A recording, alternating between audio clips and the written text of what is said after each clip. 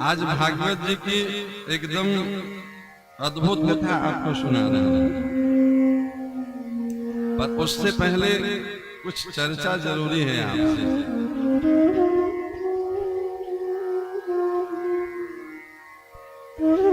धर्म का नाम तो सभी सुने हैं ना, धर्म कर रहे हैं सभी लोग। कोई आपसे पूछे कि एक लाइन में बताइए कि धर्म किसको कहते हैं, तो क्या बोलेंगे?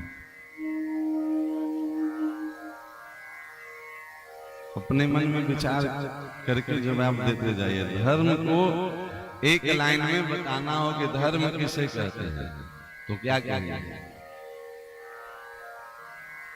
चलिए दूसरा सवाल और करते हैं। एक बार मेरे साथ बोलिए, गौ माता की जय। गाय को सभी लोग माता मानते हैं कि नहीं? हाँ या ना बोलिए। मानते हैं ना? पक्का कि झूठ उठे? पक्का ना? ठीक है, एक जोरदार तालियां बजाइए अपने लिए, कम से कम मानते तो हैं। विचार करके देखिए कि जिसको हम माँ मानते हैं, मानते नहीं हम है, इसकी हम कितनी कथा सुना चुके हैं। गावः विश्वस्य मातरम। और हमारी माँ को कोई काट करके उसका मांस बेच रहा है, निर्यात कर रहा है, और हमको कोई पीड़ा नहीं होती है। विचार करके देखिए कि हमारे माँ के साथ आज क्या व्यवहार किया जा रहा है। माँ के साथ वही व्यवहार होना चाहिए जैसा हो रहा है, और नहीं होना चाहिए तो फिर वो व्यवहार बंद क्यों नहीं हो रहा है? इसका उत्तर जानने के लिए एक तीसरा सवाल और है, वो उसकी जवाब ढूंढिए। इसका जवाब मिल जाएगा अपने आप। अच्छा, विचार करके देखिए कि गाय की रक्षा होनी चाहिए कि नहीं होनी चाहिए? होनी चाहिए। हाँ, द्रौपदी की जब साड़ी खींची जा रही थी तो उसी सभा में भीष्म पितामह, द्रोणाचार्य, कृपाचार्य जैसे सब विद्वान बैठे थे। तो हमारे जैसे प्रेस रिपोर्टर जाकर सबसे कान में पूछा पहले भीष्म पितामह से कि पितामह ये बताइए कि कुल वधू की साड़ी खींची जा रही है, इसकी रक्षा होनी चाहिए कि नहीं होनी चाहिए? तो पितामह बोले हाँ, रक्षा होनी चाहिए। फिर जाके पूछे कृपाचार्य, कुल गुरु हैं, कि आपके कुल के वधू की साड़ी खींची जा रही है, इसकी रक्षा होनी चाहिए कि नहीं होनी चाहिए? कुल कृपाचार्य बोले कि हाँ होनी चाहिए। फिर राजगुरु द्रोणाचार्य से पूछा गया कि आप बताइए द्रोणाचार्य, आप गुरु हैं, इस कुलवधू की राज बचनी चाहिए कि नहीं बचना चाहिए? बोले हाँ बचनी चाहिए, रक्षा होनी चाहिए। सबने विचार किया कि हाँ रक्षा होनी चाहिए। अब विचार करिए, रक्षा वो कर क्यों नहीं पा रहे थे? इसका सवाल का जवाब मिल जाएगा, तो इसका भी जवाब मिल जाएगा कि हम लोग सब चाहते हैं कि गौ रक्षा हो, फिर हम लोग कर क्यों नहीं पा रहे हैं? नहीं, जैसे हम लोग चाहते हैं और नहीं कर रहे हैं, वैसे ही वो लोग भी चाहते थे और नहीं कर रहे थे। भीतर से वो व्यक्ति गलत नहीं थे। भीष्म पितामह कोई सामान्य व्यक्ति नहीं है, अष्टवशियों में एक हैं।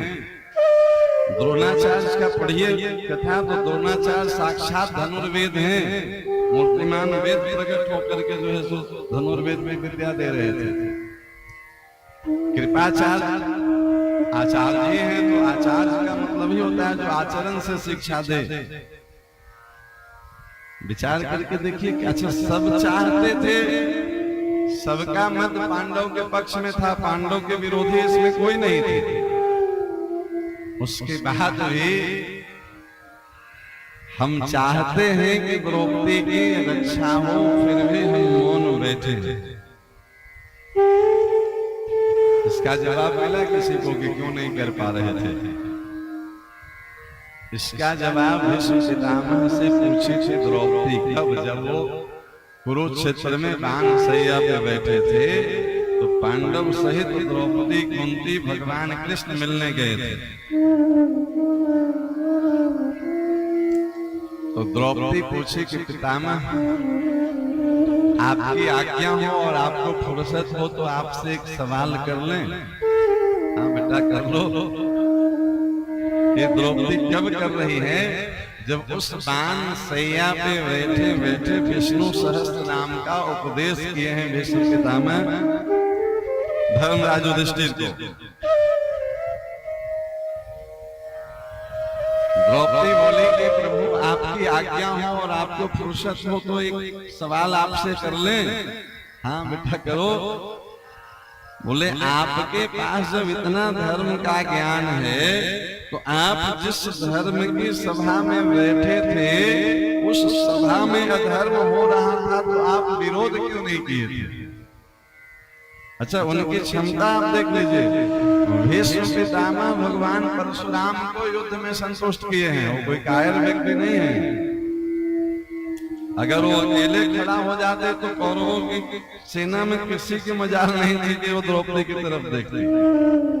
तो द्रौपदी पूछती है कुरुक्षेत्र में कि पितामह आपके होते हुए मेरी साड़ी खींची जा रही थी और आप चुपचाप देख रहे थे, इसका कारण क्या है?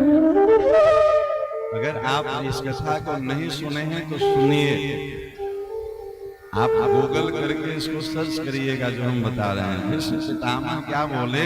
बोले बेटा उस समय हम दुर्योधन का अन्न खा रहे थे तो मेरी बुद्धि खराब हो गई थी। जैसा खाए अन्न वैसा बने मन। दुर्योधन मतलब दुष्टता पूर्वक संग्रह किया हुआ धन, और उसका धन हम खा खा करके हमारी बुद्धि खराब हो रही थी। आज आपने ईमानदारी से जवाब दिया है कि आज भी बुद्धि खराब है। पितामह बोले कि अब मेरी बुद्धि ठीक हो गई है। कैसे? तो 6 महीने से हम बाण के सैया पे पड़े हैं और जितना दुर्योधन का अन्न का खून था वो सब बह गया है।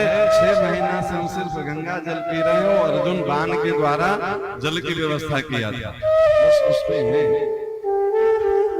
कथा समझ में आई? नहीं आई अभी। हम सब चाहते हैं, हम सब जानते हैं कि अच्छा हो, फिर भी नहीं कर पा रहे हैं। इसका सबसे पहला कारण है दूषित खान पान। आज समाज में जो मांस मदिरा का इतना ज्यादा प्रचलन, नशा का इतना ज्यादा प्रचलन हो गया है, आप गलत आहार करके धर्म के प्रति आप जागरूक तो रहेंगे पर धर्म जीवन में अपनाने की शक्ति नहीं रह जाएगी। सब धार्मिक लोग बैठे थे वहां। अब देखिए अभी हम आपसे पूछे कि धर्म किसको कहते हैं। एक शब्द में अगर कोई कहे कि धर्म किसको कहते हैं, ये प्रश्न रामचरितमानस में रावण के जो सैनिक लोग थे ये पूछा था रावण से। रामचरितमानस खोलिएगा, बालकांड में आएगी आपके सामने। रावण कहता है, बहुत ध्यान से समझिएगा, जो हम चर्चा करना चाह रहे हैं बहुत इमरजेंसी चर्चा है आज के समय में। कथाओं की कोई कमी नहीं, धर्म की बाढ़ आ रही है। रावण कहता है, जेहि विधि होई धर्म निर्मोला, जेहि विधि होई धर्म निर्मोला, सो सब करहि वेद प्रतिपोला, सो सब करहि वेद प्रतिपोला। रावण क्या बोला अपने सैनिकों से कि जेहि विधि हो ये धर्म निर्मूला, जैसे धर्म का नाश हो वो सब करो। तो सैनिकों ने पूछा कि महाराज ये तो बता दो कि धर्म कहते किसको हैं, हम किसका नाश करें। तो रावण ने कहा कि पहले तुम बताओ कि तुम्हारे अनुसार धर्म क्या है। तो रावण के सैनिक कहता है कि कोई मंदिर जा रहा हो उसको मंदिर जाने से रोक दें, कोई मंदिर बनाया हो उसके मंदिर को खंडित कर दें, कोई मंदिर में ध्वजा का चिन्ह लगाया हो उसको खंडित कर दें। ये सब धर्म है। कोई भंडारा लगाया हो उसको बंद करवा दें, कोई तीर्थ में जा रहा हो उसको बंद, यही सब तो धर्म है ना। हम आपसे भी पूछे कोई, तो सबके धर्म की अलग अलग व्याख्या है, हजारों तरह की व्याख्या लेके लोग बैठे हैं। कोई कहेगा कि सावन में जो है सो जल चढ़ा लेना, बिलपत्र चढ़ा लेना धर्म है। कोई कहेगा कि नहीं, होली पे वृंदावन जाके बिहारी जी का फूल बंगला का दर्शन कर लेना धर्म है। कोई कहेगा 4 धाम की यात्रा कर लेना धर्म है। कोई अलग अलग व्याख्या है सबकी। लेकिन रावण पंडित है, वो देखिए क्या बता रहा है, धर्म किसको कहते हैं। क्या बोला है, इसके आगे की पंक्ति है कि नहीं को पता। जेहि जेहि देश धेनु द्विज पावहि, नगर गाँव पुर आग लगावा। बात समझ में आया। जेहि जेहि देश धेनु द्विज पावहि, धेनु मतलब हाँ, धर्म का पहला स्वरूप रावण का बताया, समझ में आ रहा है। रावण बताया कि जहां जहां गाय दिखे और जहां जहां ब्राह्मण दिखे, बस ये 2 को समाप्त कर दो, धर्म नष्ट हो जाएगा। जही विधि हो धर्म निर्मूला, नहीं, धर्म को निर्मूल करने का 2 ही उपाय है। जहां जहां गाय दिखे उसको नष्ट कर दो, और जहां जहां ब्राह्मण दिखे उसको नष्ट कर दो। और क्या करो, तो सो सब करें वेद प्रतिकूला, वेद के विपरीत आचरण होना चाहिए। गाय और ब्राह्मण नहीं रहेंगे तो सब वेद के विपरीत ही आचरण करेंगे। विचार करके देखिए, रावण जो बोला था वही काम आज हो रहा है कि नहीं हो रहा है। रावण यही तो आदेश दिया था ना जी, कि जेहि जेहि देश धेनु द्विज पावहि, गाय और ब्राह्मण, द्विज मतलब ब्राह्मण, जहां मिले उसको समाप्त करो। उसके बाद समाज में वेद के विपरीत आचरण होना शुरू हो जाएगा। परिणाम क्या होगा, समाज धर्म विहीन हो जाएगा। विचार करके देखिए आज की परिस्थितियां क्या है। किसको रावण कहें, किसको रावण के सैनिक कहें, किसको रावण के सैनिक। अब विचार करके देखिए कि हम सब लोग चाहते हैं कि गाय की रक्षा हो,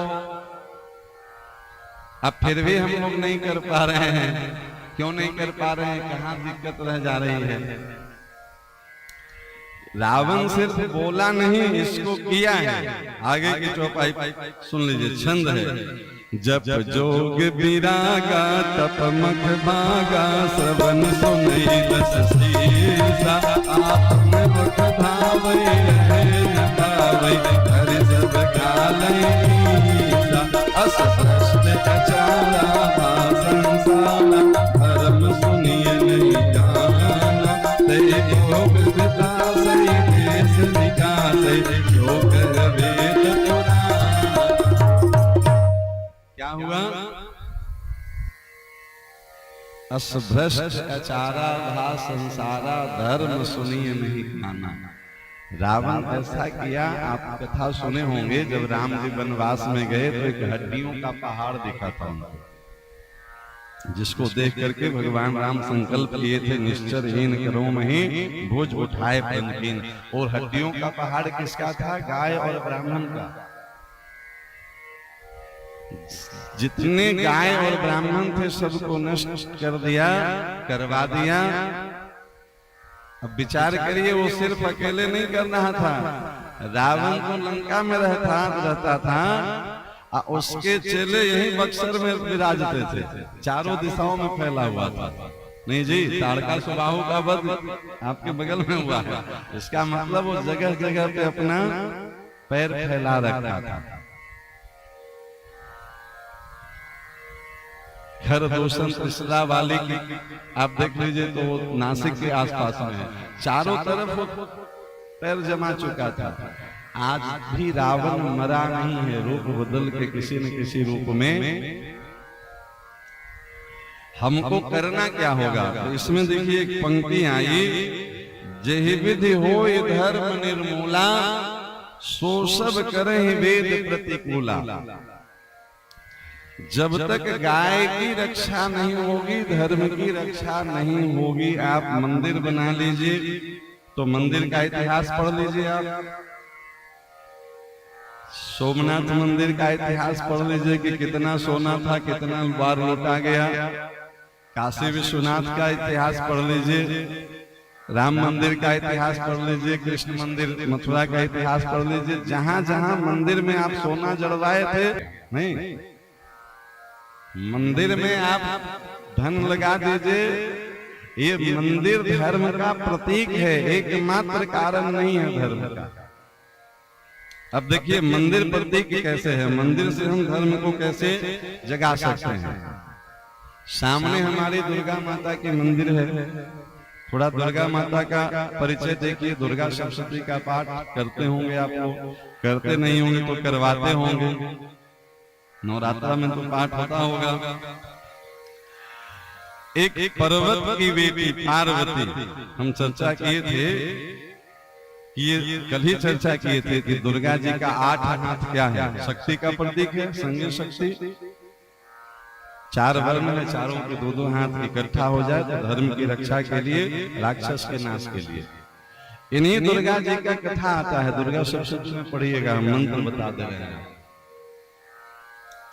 जब महिषासुर किसी देवता से नहीं जीता जा रहा था, तो सभी देवताओं ने अपनी अपनी शक्ति इकट्ठा करके भगवती देवी दुर्गा को प्रकट किया।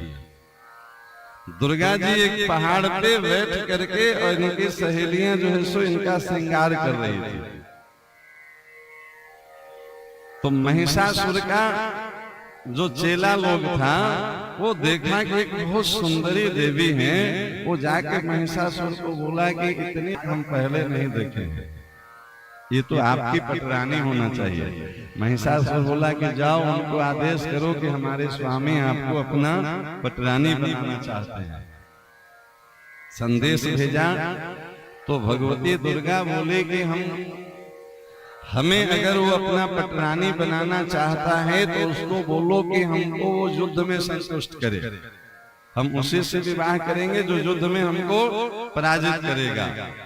तो महिषासुर को बड़ा आश्चर्य लगा कि अरे जो बड़े बड़े देवता हमसे थर-थर कांपते हैं, एक सुकोमल कन्या, ये आपकी कथा है, आश करते हुए। और देवी का आवाज सुनिए, दुर्गा सप्तशती में आप लोग पढ़ते होंगे, यो में जयति संग्रामे यो में दर्दपोहति यो में प्रतिबलो लोके स में भर्ता भविष्यति।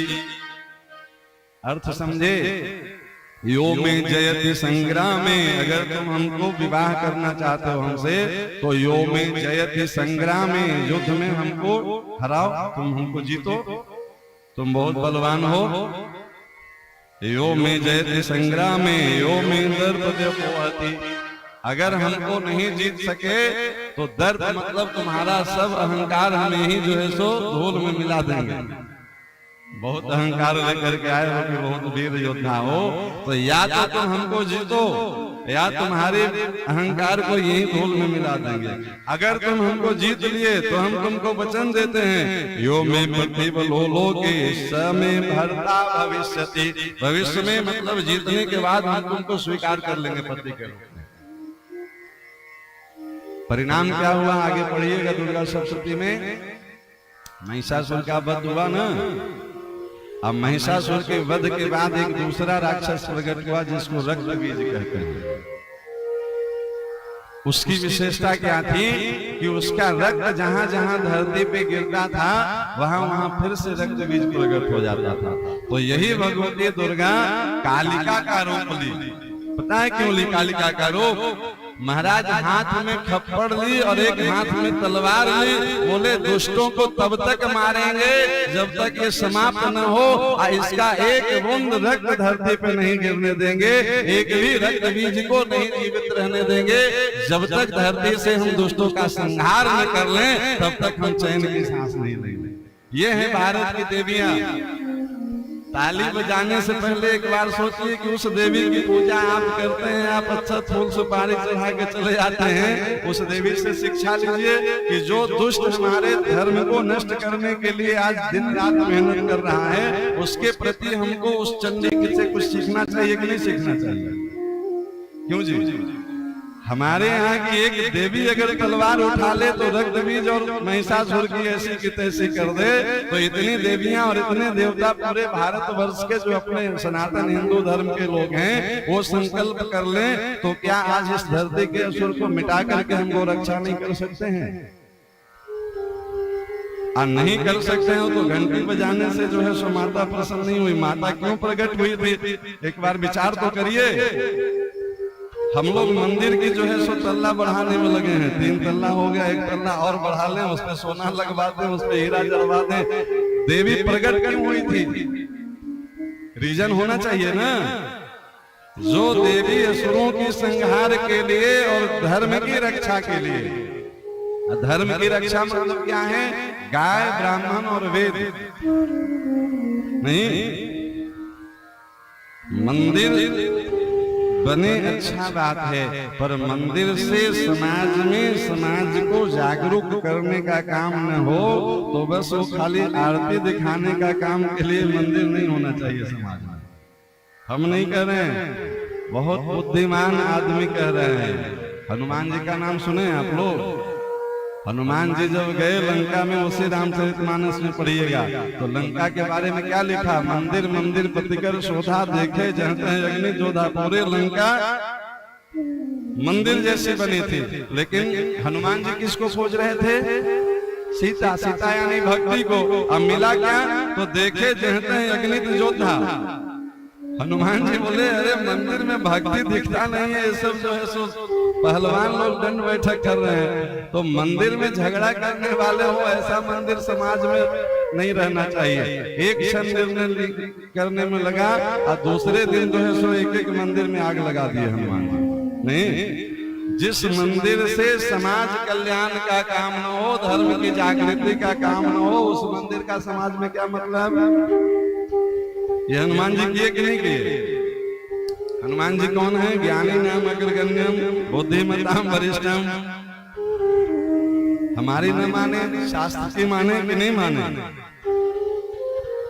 अब देखिए जो मूल कारण है हम उस पे आते हैं कि हम सब चाहते हैं, उसके बाद भी हम धर्म के प्रति जागरूक नहीं हैं। इसका मूल कारण क्या है? तो सतयुग, त्रेता, द्वापर और कलयुग, 4 युग, 4 पुरुषार्थ बताया गया, धर्म, अर्थ, काम और मोक्ष। सतयुग में मैक्सिमम लोग मोक्ष के लिए जीवन जीते थे। सतयुग की कथा सुनिए तो कोई 10,000 वर्ष तपस्या कर रहे हैं, कोई 50,000 वर्ष। क्यों? भगवान की प्राप्ति के लिए नहीं। त्रेता में, सतयुग में मोक्ष के लिए जीते थे लोग, त्रेता में धर्म के लिए लोग जीते थे। रामो विग्रहवान धर्म। पूरे अयोध्या की कथा अगर सुनाने लगे तो उसमें कम से कम 4-5 घंटा लगेगा। कैसे धर्म का पालन किए? पुत्र ने पिता के धर्म को पालन करने के लिए 14 वर्ष वन भटकना स्वीकार किया। भाई ने भाई के धर्म को पालन करने के लिए राज्य मिलने के बाद भी भरत जी ने राज्य स्वीकार नहीं किया। भाई की सेवा करने के लक्ष्मण जी ने कभी राज्य को स्वीकार नहीं किया। ये धर्म है कि नहीं है? त्रेता धर्म के लिए, द्वापर किसके लिए था बताइए? क्या बोल रहे हैं?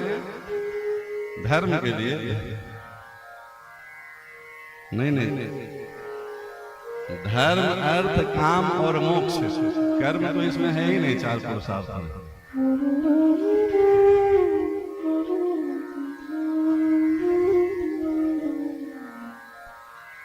भाई भाई में युद्ध पांडव कौरव में किसके लिए हुआ? अर्थ के लिए। अर्थ मतलब धन। महाभारत किसके लिए हुआ बताइए? नहीं जी। शकुनी छल से पासा किसके लिए फेंकता था कि ये राज्य मेरा हो जाए? नहीं, तो द्वापर में लोग किसके लिए जी रहे थे? अर्थ के लिए।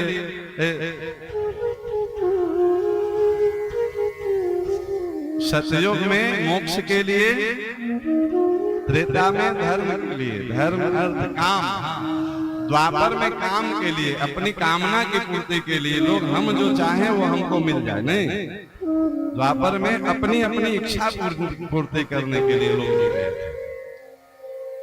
अभी कलयुग चल रहा है, कलयुग में अर्थ का युग है, धन के लिए ही हम सब कुछ कर रहे हैं, नहीं,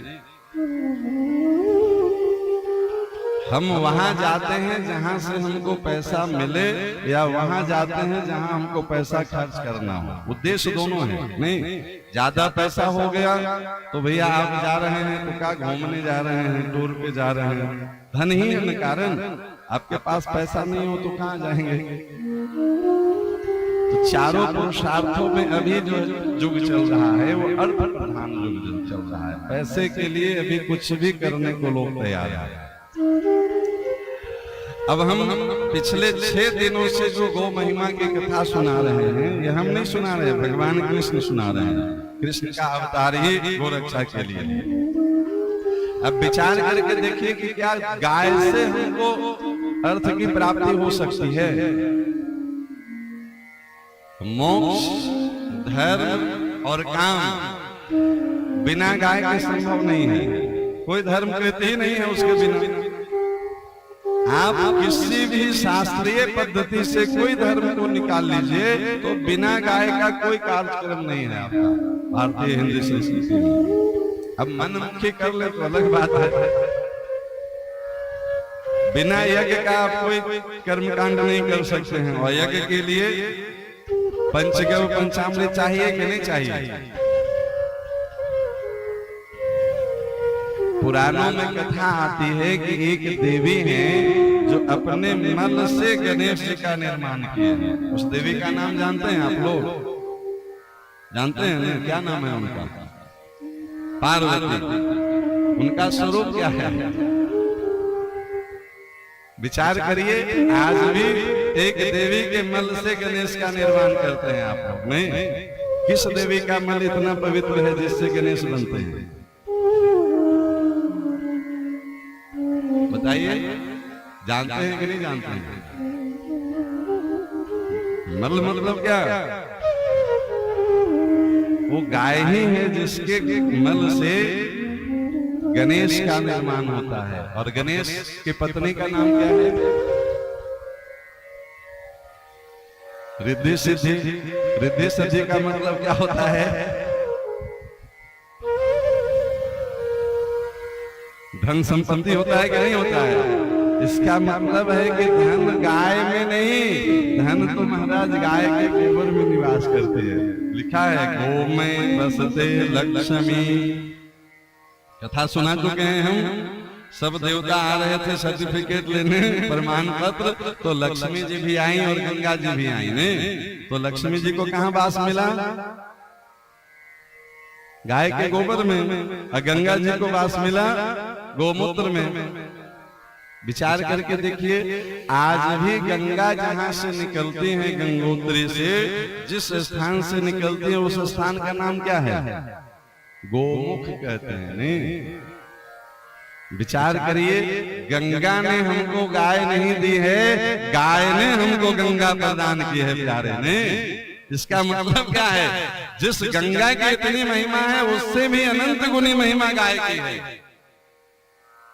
तो विचार करिए, पहले गंगा के मंत्रालय होना चाहिए कि पहले गाय के मंत्रालय होना चाहिए? होना चाहिए कि नहीं होना चाहिए? उस गंगा की जननी गोमुख से निकल रही है ना जी। गाय के मुख से गंगा की उत्पत्ति आज भी है। दर्शन कर लीजिए जाके। अभी हम रिद्धि सिद्धि की बात कर रहे थे। गणेश को प्रकट करने की क्षमता जिस गाय में है, और गणेश आ गए तो रिद्धि सिद्धि कैसे आएगी? अब देखिए, गाय को रखने से हम गाय से अर्थ की सिद्धि कैसे कर सकते हैं? विचार करके देखिए, गाय का दूध बेच करके पैसा उतना नहीं होता है महाराज जितना मेंटेनेंस है।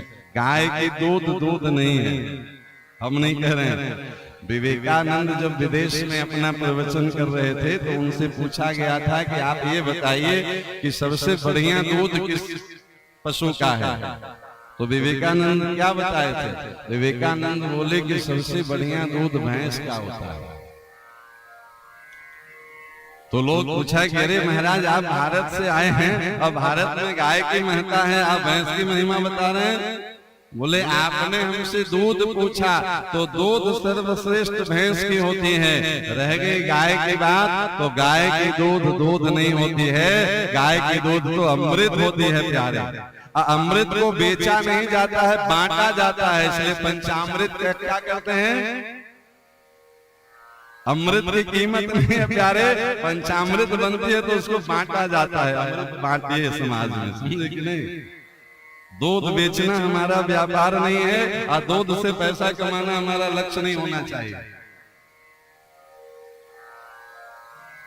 अब रह गई गोमूत्र की बात। गोमूत्र क्या है? उससे धन कमा सकते हैं? नहीं, गोमूत्र औषधि है, गंगा है ना, तो गंगा भीतर जाएंगी तो भीतर के सारे विकार को पवित्र करते हैं, निकालते हैं। गोमूत्र औषधि है। धन हम कहां से कमा सकते हैं? तो गोमय बसते लक्ष्मी। अभी आपसे पूछे रिद्धि सिद्धि तो नहीं समझ में आया। अंग्रेजी में हम आपसे पूछते हैं हेल्थ इज वेल्थ का मतलब क्या होता है? मानेंगे कि नहीं मानेंगे? अब विचार करके देखिए, सब प्रबुद्ध लोग बैठे हैं। गाय की गोबर गोमूत्र से जो अन्न उत्पन्न हो वो हेल्थ के लिए ज्यादा फायदा है कि रासायनिक खाद वाला अन्न ज्यादा फायदेमंद है? हेल्थ इज वेल्थ दोनों में किस पे घटित होगा ना? तो फिर जो सरकार विदेशों से यूरिया मंगवा करके हमारे जमीन को खराब कर रही है, वो सरकार किसानों से गोबर लेकर के और उससे जो है सो रासायनिक खाद बना करके और खेती करे, तो हम पूरे अपने समाज को हेल्थ रूपी धन दे सकते हैं कि नहीं दे सकते हैं? आप विचार करिए, क्या गोबर की खाद सर्वोत्कृष्ट नहीं है? और जिस दिन सरकार घोषणा कर दे कि गोबर की खाद, गोबर हम किसान से 10 रुपए किलो खरीदेंगे और खाद बना करके हम देंगे किसान को, तो एक भी गाय रोड पे दिखेगी? पता चल जाए कि दिन भर में महाराज 20 किलो भी गोबर हो गया तो 200 रुपया हो गया। तो जो गाय आज कचरा ढूंढती फिर रही है, वो गाय का संवर्धन हो जाएगा कि नहीं हो जाएगा? हमारे देश का पैसा विदेश की यूरिया मंगाने में खर्च होता है कि नहीं होता है? उससे हमारा धरती खराब हो रहा है कि नहीं हो रहा है? उससे उत्पन्न हुए अन्न के द्वारा जो है सो तरह तरह की बीमारियां फैल रही कि नहीं फैल रही है? एक बीमारी का आप दवा ढूंढते हैं और दूसरा सर पे रहता है। क्यों? कारण रहेगा तो कार्य तो होते रहेगा ना। अगर हम गो आधारित खेती करने लगे, गोदुग्ध का पान करने लगे, तो सबसे बड़ा जो धन होता है वो स्वास्थ्य होता है। हेल्थ इज वेल्थ कहने वाला मनोहर मिश्रा नहीं है, पढ़े लिखे अंग्रेजी बोलने वाले कह रहे हैं कि नहीं कह रहे हैं? हम उस हेल्थ को ताक पर रख दिए हैं और महाराज जो मिले जैसा मिले खा लो, बस रुपया कमाने में लगे हैं। तो विचार करके देखिए कि आज कैंसर हॉस्पिटलों में एक एक व्यक्ति को अगर कैंसर हो जाए तो महाराज बड़े बड़े रुपया वालों की थाह लग जा रही है। नहीं, बाहर का धन कोई काम आ रहा है और उसका जीवन और दुर्दशा युक्त हो जा रहा है। बाहर का धन थोड़ा कम भी हो और भीतर का आत्मबल आपका मजबूत हो तो ये ज्यादा बढ़िया है कि नहीं बढ़िया है? आपके बच्चों को रासायनिक चीजों की जरूरत है कि आपके बच्चों को ऑर्गेनिक चीजों की जरूरत है? गौ में बसते लक्ष्मी क्यों कहा ऋषियों ने?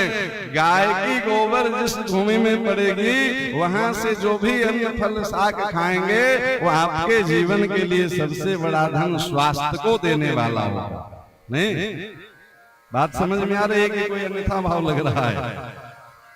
शास्त्र से प्रमाणित बात है। लेकिन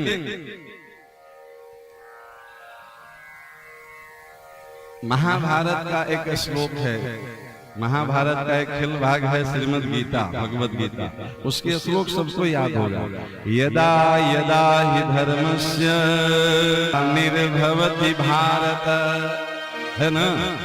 अब विचार करके बताइए कि इसमें भारत का अर्थ क्या हुआ।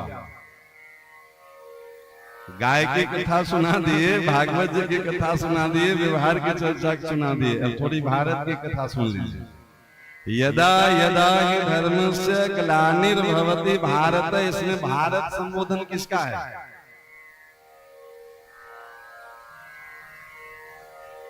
नहीं पढ़े आप लोग, नहीं पढ़े होंगे तो सीरियल में तो जरूर सुने होंगे, महाभारत सीरियल में ये रोज आता था। नहीं, कृष्ण की वाणी है, ये किसी का लिखा हुआ ग्रंथ नहीं है।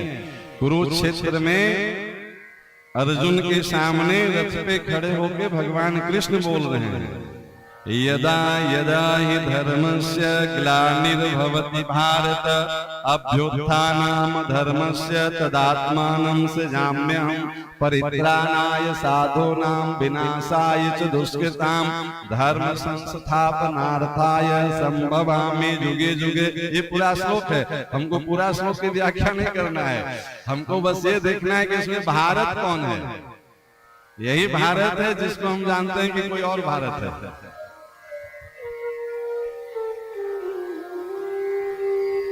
यहाँ भारत के रूप में भगवान अर्जुन को देख रहे हैं।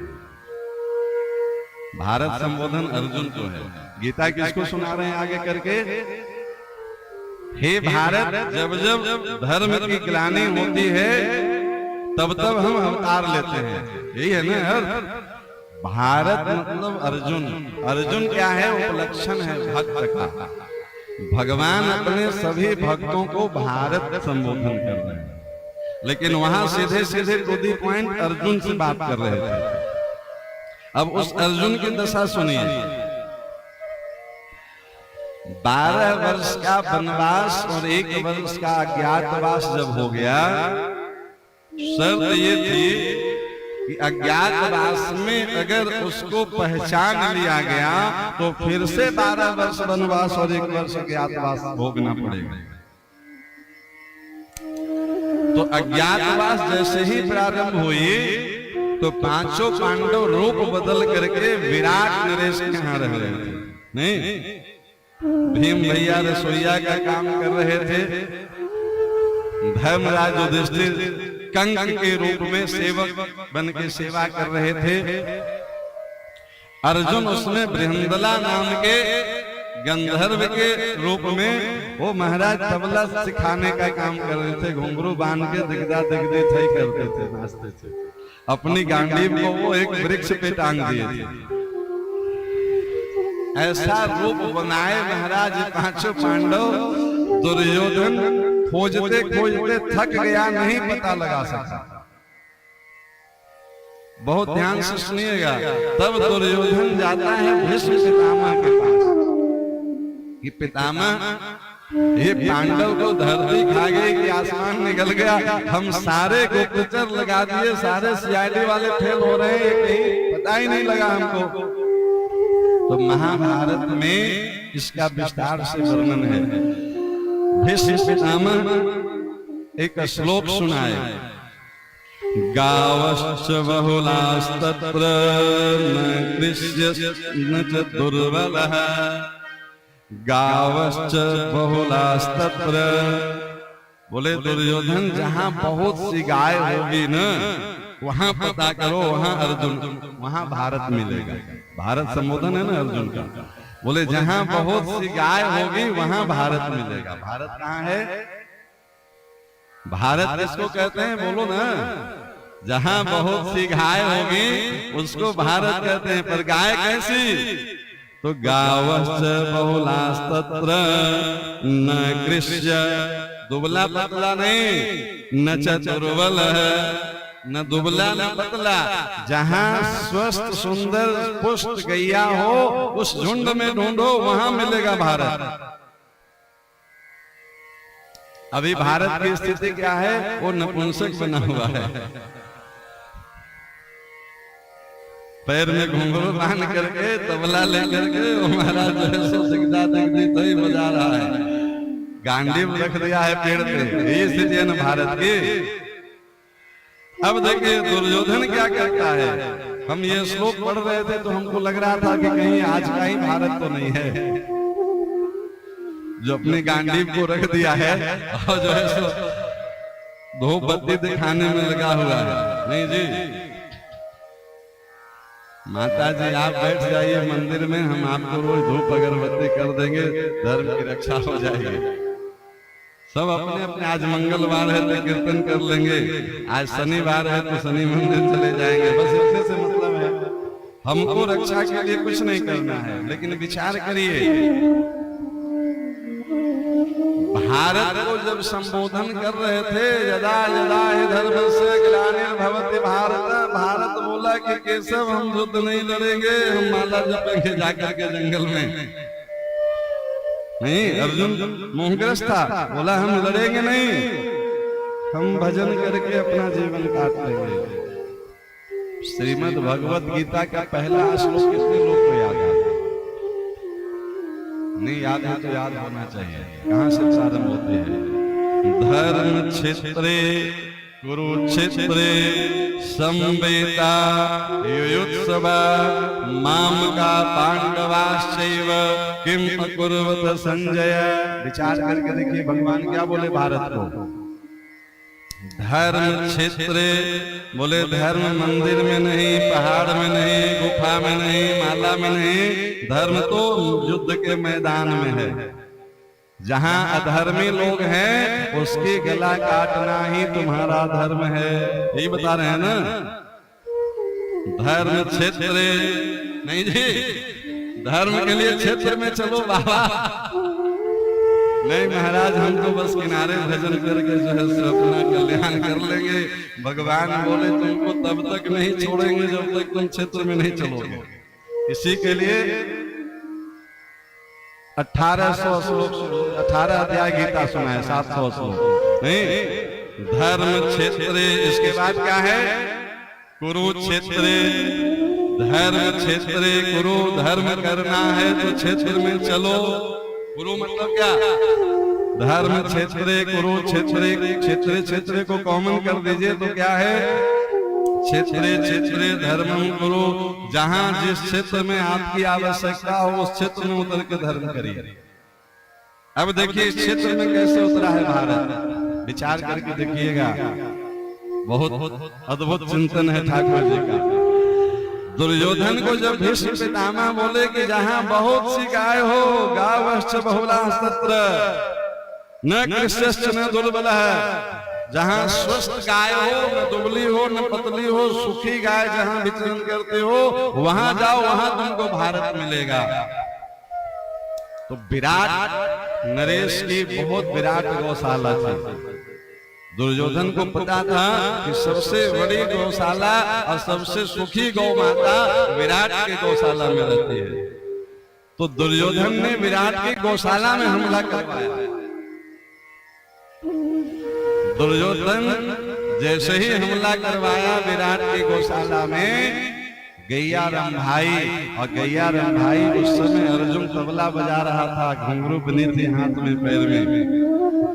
कान में गैया के रंभाने की आवाज सुनी तो अर्जुन ने तबला छोड़ा, घुंघरू तोड़ा, और जो वृक्ष पे लगभग 13 वर्ष से गांडीव टंगी थी, 3 दिन से था अभी अज्ञातवास में। 13 वर्ष में 3 दिन से था। 13 वर्षों से जो वृक्ष पे गांडीव टंगे थे वो गांडीव उठा लिया। जो जानते थे 2 तरह के लोग अर्जुन को मिले। जो बृहंदला के रूप में जानते थे, बोले अरे बाबरे मारे जाओगे, तुम तो तब युद्ध के लिए जा रहे हो।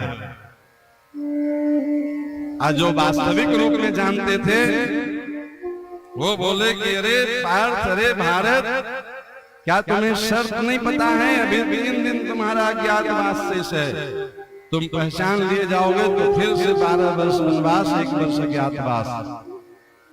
भारत बोला कि गौ माता की रक्षा के लिए हम जीवन भर वनवास रहते रहेंगे, पर इन आतताइयों को हम आज सबक सिखाएंगे। नहीं, पढ़िए आगे की कथा। उसी समय में सेना को लेकर के आए थे, उसमें भीष्म पितामह, द्रोणाचार्य, कृपाचार्य, कर्ण, सभी लोग थे और सबको परास्त किया है अर्जुन। ये वो भारत है जो गाय की रक्षा के लिए अपनी परवाह किए बिना धनुष उठा लेता है महाराज। नहीं, भारत जब जगेगा तो उसके सामने दुर्योधन चिल्लाने लगा कि तुम पकड़े गए, फिर से 12 वर्ष वनवास, 1 वर्ष अज्ञातवास। बोले अब सामने आ जाओ, अब धर्म क्षेत्र समझ में आ गया हमको। अब तबला बजाने से धर्म नहीं होगा, अब हमको समझ में आ गया है जो कृष्ण 13 वर्ष पहले बताए थे, वो ज्ञान आज समझ में आया वन में भटकने के बाद कि हम चाहे जितने भी भटक लें, हमारी गैया की रक्षा बिना क्षेत्र में उतर के धर्म किए नहीं होगा। तब यह महाभारत का आयोजन कुरुक्षेत्र में हुआ। नहीं तो शर्त तो ये थी कि 13 वर्ष पूरा हुआ तो राज्य वापस कर देना है। दुर्योधन बोला कि नहीं, 3 दिन पहले तुम पहचाने गए हो। अर्जुन बोले हम गैया के लिए निकले हैं, मेरी हस्तिनापुर वापस करो, नहीं तो एक एक की मौत के घाट उतार देंगे। तुम गौ हत्यारे हो, तुमको धरती पे रहने का अधिकार नहीं है। और जिसने विराट नगरी की गौशाला पे महाराज प्रहार किया था, उस कौरवों का वंश का नामो निशान मिटा दिया, उसका नाम भारत है। बोलिए भारत माता की जय, गौ माता की जय। बात समझ में आई? भारत किसको कहते हैं? और हम लोग भारतीय हैं कि नहीं है ना जी? किस बात की भारतीय हैं? जिस भारत ने अपनी चिंता नहीं करी कि हमको फिर से 12 वर्ष वनवास जाना पड़ेगा, फिर से अज्ञातवास भोगना पड़ेगा। क्यों? अब उसको वास्तव में धर्म क्षेत्र कुरुक्षेत्र का मतलब समझ में आ गया था कि धर्म मंदिर में बैठ करके नहीं। अब कहेंगे कि तुम मंदिर में नहीं जाइए, उसके लिए मंत्र है, पत्रम पुष्पम फलम तोयम यो मां भक्त्या प्रयक्षति। मंदिर में जाइए तो फूल चढ़ाइए, अगरबत्ती दिखाइए, धूप दिखाइए, प्रसाद चढ़ाइए। और धन की आवश्यकता हो तो मंदिर में मार्बल में नहीं, मंदिर में सोने में नहीं, धन की आवश्यकता हो तो अपने आसपास की गौशाला में उसको सेवा में लगाइए, गैया की सेवा में लगाइए। क्षेत्र में जब तक आपका धर्म नहीं उतरेगा तब तक भारत वो कायर बन करके महाराज थिरकता रहेगा, पैरों में घुंघरू बांध करके। कब तक छुप करके रहोगे बताओ? अरे आप कहेंगे महाराज गैया कहाँ बांधे हम, तो भगवान बताए कि गैया को कहाँ बांधो। फ्लैट में जगह न हो कोई बात नहीं है, भगवान की वाणी याद करिए। भगवान बोले ईश्वर सर्वभूतानां हृदय से अर्जुन तिष्ठता। हे अर्जुन, धर्म को, ईश्वर को अपने हृदय में धारण करो। बात समझ में आई? गाय को घर में हम बाद में रख पाएंगे जब पहले हम हृदय में गाय को रखें, फिर जगह भी बन जाएगी, फिर व्यवस्था भी बन जाएगी। भारत अभी नपुंसक बना हुआ है। नपुंसक भारत का दर्शन करवाएं और नजदीक से। भारत को कायरों ने इंडिया बना दिया। भगवान कृष्ण का पूरा जीवन जिस गाय के निमित्त लगा, विचार करके देखिए उस भगवान का सबसे सुपर डुपर हिट जो हथियार है उसका नाम क्या है? सुदर्शन। नाम सुने हैं? सुदर्शन का अर्थ क्या होता है जी? सु मतलब सुंदर दर्शन। सुबह सुबह उठ के गाय का दर्शन करिए, यही भगवान का सुदर्शन है और यही आपकी सुरक्षा चक्र बन करके सुरक्षा करती है। द्वारिका की सुरक्षा में सुदर्शन रहते थे। क्यों? सुबह उठिए, आदेशी गाय को प्रणाम कर लीजिए तो पूरे 24 घंटा वो सुदर्शन आपके। कथा आती है भागवत जी में, अम्बरीश जी की सुरक्षा में सुदर्शन रहते थे। नहीं, जब दुर्वासा जी अटके थे तो महाराज सुदर्शन जी तीनों लोकों में उनको नहीं। सुदर्शन मतलब क्या? गाय का दर्शन ही कृष्ण का सुदर्शन है। लेकिन भारत जब महाराज जो नपुंसक बन गया तो अब भारतीय इंडियन बन गए। सुबह सुबह वो कुत्ता का रस्सी पकड़ के टहल रहे हैं। महाराज आएगा सुदर्शन, ये भारतीय परंपरा में नहीं थी। सुबह सुबह दिख जाएंगे सब इंडियन लोग, वो सब भारतीय नहीं है, वो सब इंडियन है। नहीं जी, अच्छा ऋषि की परंपरा में कहीं हो तो आप उदाहरण बताइए। हम अपने पक्ष में 1 लाख उदाहरण प्रस्तुत करेंगे, दिन रात सुनते रहिए, सुनाएंगे। आप थक करके चले जाएंगे, मेरी उदाहरण नहीं कम होगी शास्त्रों से। सुबह सुबह कुत्ता टहलाने का कौन सा फल है, किसी ग्रंथ से खोज करके बताइएगा हमको। जब भारतीय इंडियन बन गए तो उनका गाय का दर्शन जो सुदर्शन था वो महाराज कुत्ते के दर्शन किए। अब कहाँ जगह मिले, क्यों? अभी हम बताए ना, हृदय से अर्जुन तिष्ठता है। अर्जुन अपने हृदय में गाय को रखेंगे तभी तो व्यवस्था बनेगी। ठीक है, हम मान लिए कि आपके घरों में गाय बांधने की व्यवस्था नहीं है, तो एक शहर में एक गौशाला बन जाए। बहुत ज्यादा धन की जरूरत नहीं है, महीने में 1 दिन की 1 गैया की व्यवस्था भोजन की हर कोई कर सकता है कि नहीं कर सकता है? 30 दिन में 1 गाय की भोजन में सुबह से शाम तक जितनी खर्च होती है 10-20 हजार नहीं होगी, नहीं 100-500 में हो जाएगी। बेचारी गाय माता खाती भी है उतनी ही प्रिय चीज जो किसी के काम को न हो, दे दो, घास भूसा से अपना पेट भर लेती है। विचार करके देखिए कि अगर एक व्यक्ति महीने में 1 दिन की 1 गाय की सेवा संभाल ले तो क्या एक क्षेत्र में एक गौशाला सुंदर गौशाला नहीं चलती है? क्यों जी? हम बहुत ज्यादा धन नहीं दें तो महीने में 1 गाय की सेवा 1 दिन की कोई मुश्किल है? किया जा सकता है। हर व्यक्ति अपने पहले दिल में बसाइए, ईश्वर सर्वभूतानां हृदय से अर्जुन तिष्ठता। हे भारत, आप अपने हृदय में जगाइए गाय के प्रति प्रेम, तब कृष्ण की प्राप्ति होगी। हे गोपाल, भगवान तुम्हें गौ मां बुलाती है। अब आप लोग से हम क्या कहें, अब ठाकुर जी से ही कुछ निवेदन करते हैं कि प्रभु अब आप आइए और आप कृपा करिए, आप इस संसार में गो रक्षा का ऐसा बिगुल बजाइए कि लोग जो है सो उसको समझे, भारत को वास्तविक भारत बनाने में मदद करें, सहयोग करें। बोले गौ माता की जय। हे गोपालक भगवान तुम्हें गौ बुलाती है। हे गोपालक भगवान तुम्हें गौ बुलाती है। मेरे आकर बचा लो प्राण, मेरे आकर बचा लो प्राण, तुम्हें गौ बुलाती है। हे गोपालक भगवान तुम्हें गौ बुलाती है।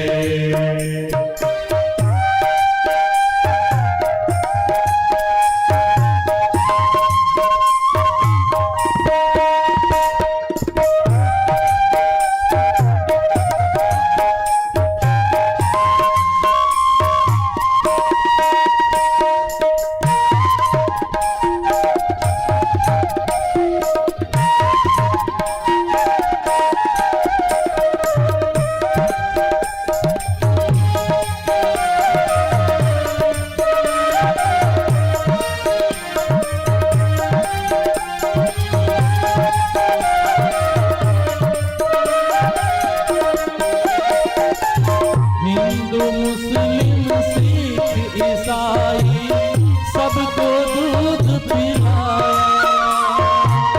हिंदू मुस्लिम सिख ईसाई सबको दूध पिलाया। भेद किया ना कभी किसी से, फिर भी जुर्म लगाया। मेरी दर्द भरी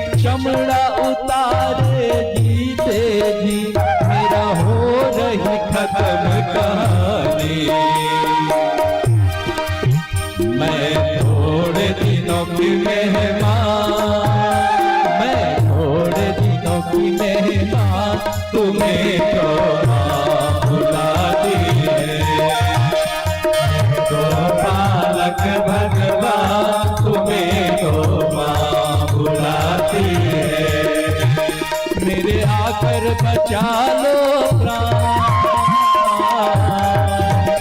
मेरे आकर बचा लो प्राण, तुम्हें तो माँ बुलाती है। हे गोपालक भगवान तुम्हें तो माँ बुलाती है। हे गोपालक भगवान तुम्हें तो माँ बुलाती है। तुम्हें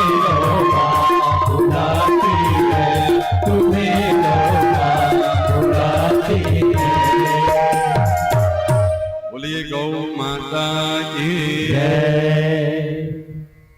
पता नहीं आप सब समझ पाए कि नहीं समझ पाए, इस भजन में गौ माता की पुकार है। किस प्रकार से कत्ल खाने में गौ की हत्या होती है। पहले जीते जी उसके शरीर पे गर्म खौलाया हुआ पानी डाला जाता है, फिर उसके शरीर से चमड़ा उतारा जाता है। ये अपनी व्यथा सुना रही है गौ माता। भूखा रखे कई दिनों तक डाले उबलता पानी, चमड़ा उतारे जीते जी मेरा हो रही खत्म कहानी।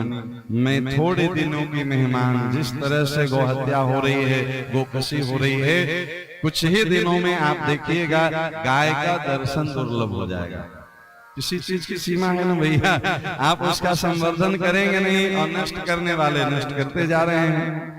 धन के लोभ में हमारी सरकारें भी गोमांस का निर्यात कर रही है। गौ माता पुकार रही है कि अब मैं थोड़े दिनों की मेहमान, आकर के अब भगवान बचाएं। अब देखिए तीसरी बात, रावण क्या बोला था कि गाय को और ब्राह्मण को नष्ट कर दो तो लोग वेद विहीन आचरण करने लगे। वेद विहीन आचरण समझते हैं? कथा में वेद के अनुसार, शास्त्र के अनुसार, ग्रंथ के अनुसार विधुत विशुद्ध चर्चा लोगों को पसंद नहीं आती है। पसंद क्या आती है? तो एक बहुत पहले एक व्यक्ति से, आयोजक से हमारी बात हो रही थी फोन पे, तो उन्होंने हालांकि अपना पीड़ा बताया। बोले महाराज जी क्या कहें, हम बुलाना तो आपको चाहते हैं, लेकिन गार्जियन लोग हैं वो कहते हैं कि नहीं, लेडीज पर वक्ता आना चाहिए, पैसा जितना कहोगे उतना देंगे। आप विचार करके देखिए, इस व्यासपीठ की वंदना होती है व्यासाय विष्णु रूपाय, नहीं? अब विष्णु की हमेशा चरणों में लक्ष्मी रहती है। यहाँ नारी के प्रति कोई अन्यथा भाव नहीं है। यत्र नार्यस्तु पूज्यन्ते रमन्ते तत्र देवता। लेकिन अब कलयुग है, ओ महाराज नारायण को लक्ष्मी के चरणों में लोग बिठा दें तो फिर तो उनकी महानता है। नहीं, जिस पीठ पे बैठने की हमारी मर्यादा नहीं है, वहां बैठना अनधिकार चेष्टा है कि नहीं है? अब जब कहा गया कि भैया गार्जियन लोग चाहते हैं कि लेडीज प्रवक्ता ही चाहिए, महाराज पैसा तो वही देंगे, तो हमको एक कथा याद आई। थोड़ा अन्यथा भाव है लेकिन सुनिए, थोड़ा कड़वा लगेगा। गांव में एक लड़का गधा पे खड़ा होकर के पेशाब कर रहा था, तो कुछ समझदार लोग देखे तो बोले कि अरे तुम ऐसा करते हो, चलो तुम्हारे पिताजी को बताते हैं। तो गए उसके पिताजी के पास ये बताने कि तुम्हारा बेटा समाज में ऐसा गलत कर रहा है। तो क्या देखे कि उसके पिताजी महाराज घर के छप्पर पर खड़ा होकर पेशाब कर रहा था। तो बोला कि अब इसको क्या शिकायत करें, जिसका गार्जियन इतना बिगड़ा हो तो उसके बच्चे कितने संभलेंगे। जब गार्जियन की ही मानसिकता है कि कथावाचक के रूप में लड़की आना चाहिए, वेद मंत्र नहीं, तो उस समाज के बच्चे से क्या उम्मीद करेंगे? बात समझ में आई? जिसका बाप छप्पर पे चढ़ के पेशाब कर रहा हो तो उसको उसका बेटा अगर गधा पे कर रहा है तो उसके अनुरूप ही है। नहीं जी, तो महाराज जी आएंगे तो ज्ञान की चर्चा, शास्त्र की चर्चा, धर्म की चर्चा करेंगे। वेद विहीन आचरण हम नहीं कह रहे हैं। अब यही सुने ना, रावण क्या बोला कि ब्राह्मण और गाय को नष्ट कर दो, फिर सब वेद विहीन आचरण करने लगे। यज्ञ के नाम पे, मंदिर के नाम पे, कथा के नाम पे भीड़ तो उमड़ रही है, लेकिन वो सब गाय और ब्राह्मण के नष्ट होने से सब वेद विहीन हो रहा है। धर्म के अनुरूप न किया जाए तो कम से कम अधर्म भी न किया जाए। नहीं, न करने से अच्छा है भैया साइलेंट मोड में रहा जाए। किया जाए तो धर्म के अनुरूप किया जाए, न किया जाए तो बिल्कुल न किया जाए। कोई बाध्यता तो है नहीं। हम कहते हैं जब शास्त्र को ही नहीं मानना है तो फिर उसके नाम पे क्यों हमको कुछ करना है? भागवत जी में वक्ता का लक्षण लिखा हुआ है, श्लोक बोल देते हैं, आप मिला लीजिएगा बाद में। विरक्तो वैष्णवो विप्रो धर्म शास्त्र विशुद्धीकृत, ऐसा वक्ता होना चाहिए जो आपको हर शास्त्र से उदाहरण के अनुरूप आपको समझा दे व्यवहार की बातें, और वो जन्म से ब्राह्मण होना चाहिए। विरक्तो वैष्णवो विप्रो, अब कहेंगे कि ब्राह्मण ही क्यों होना चाहिए? आपसे ज्यादा पढ़े लिखे हम हैं, कर सकते हैं। हो सकता है भारत में कोई राष्ट्रपति से ज्यादा समझदार व्यक्ति हो, ज्यादा पढ़ा लिखा हो, ज्यादा सुंदर हो, तो क्या अपने आप को राष्ट्रपति घोषित कर देगा? अधिकार है।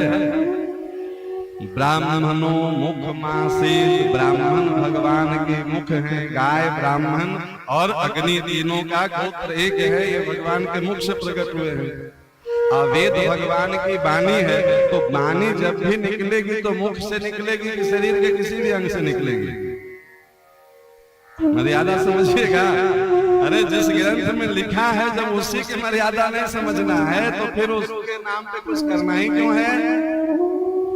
उससे अच्छा है आप अर्जुन की तरह जो है सो नपुंसक बन करके जो है सो घुंघरू बांध लीजिए। किसी की कथा न सुने। जिस दिन भारत को ये समझ में आ जाएगा कि अब घुंघरू बांधने से गो रक्षा नहीं होगी, उसी दिन अर्जुन रूपी भारत गांडी उठा लेगा और महाराज कौरवों का नेस्तनाबूद वंश नाश कर देगा। बस भारत अभी नपुंसक बना हुआ है। यहाँ भारत संबोधन अर्जुन, अर्जुन लक्षण है भक्त का। जिस दिन भक्ति करने वाले भक्त जाग जाएंगे उस दिन धर्म की रक्षा एक दिन में होगा। विचार करिए, अर्जुन जिस दिन गांडीव उठा लिया तो कौरव की पूरी सेना मिलकर के क्या बिगाड़ लिया उसका? गौ रक्षा के निमित्त उठाया ना जी, क्या बिगड़ा उसका? पांडव 5 थे साहब, 4.25 नहीं हुए, किसी की उंगली भी नहीं कटी, और कौरव 100 थे, एक नहीं बचे। अब एक देखिए भागवत जी की अद्भुत कथा सुनाते हैं, माखन चोरी लीला की कथा सभी लोग सुने। एक प्रश्न आपसे, आप में से कौन कौन चाहते हैं कि भगवान कृष्ण इसी जन्म में उनको मिल जाए? हाथ उठा के बताइए तो।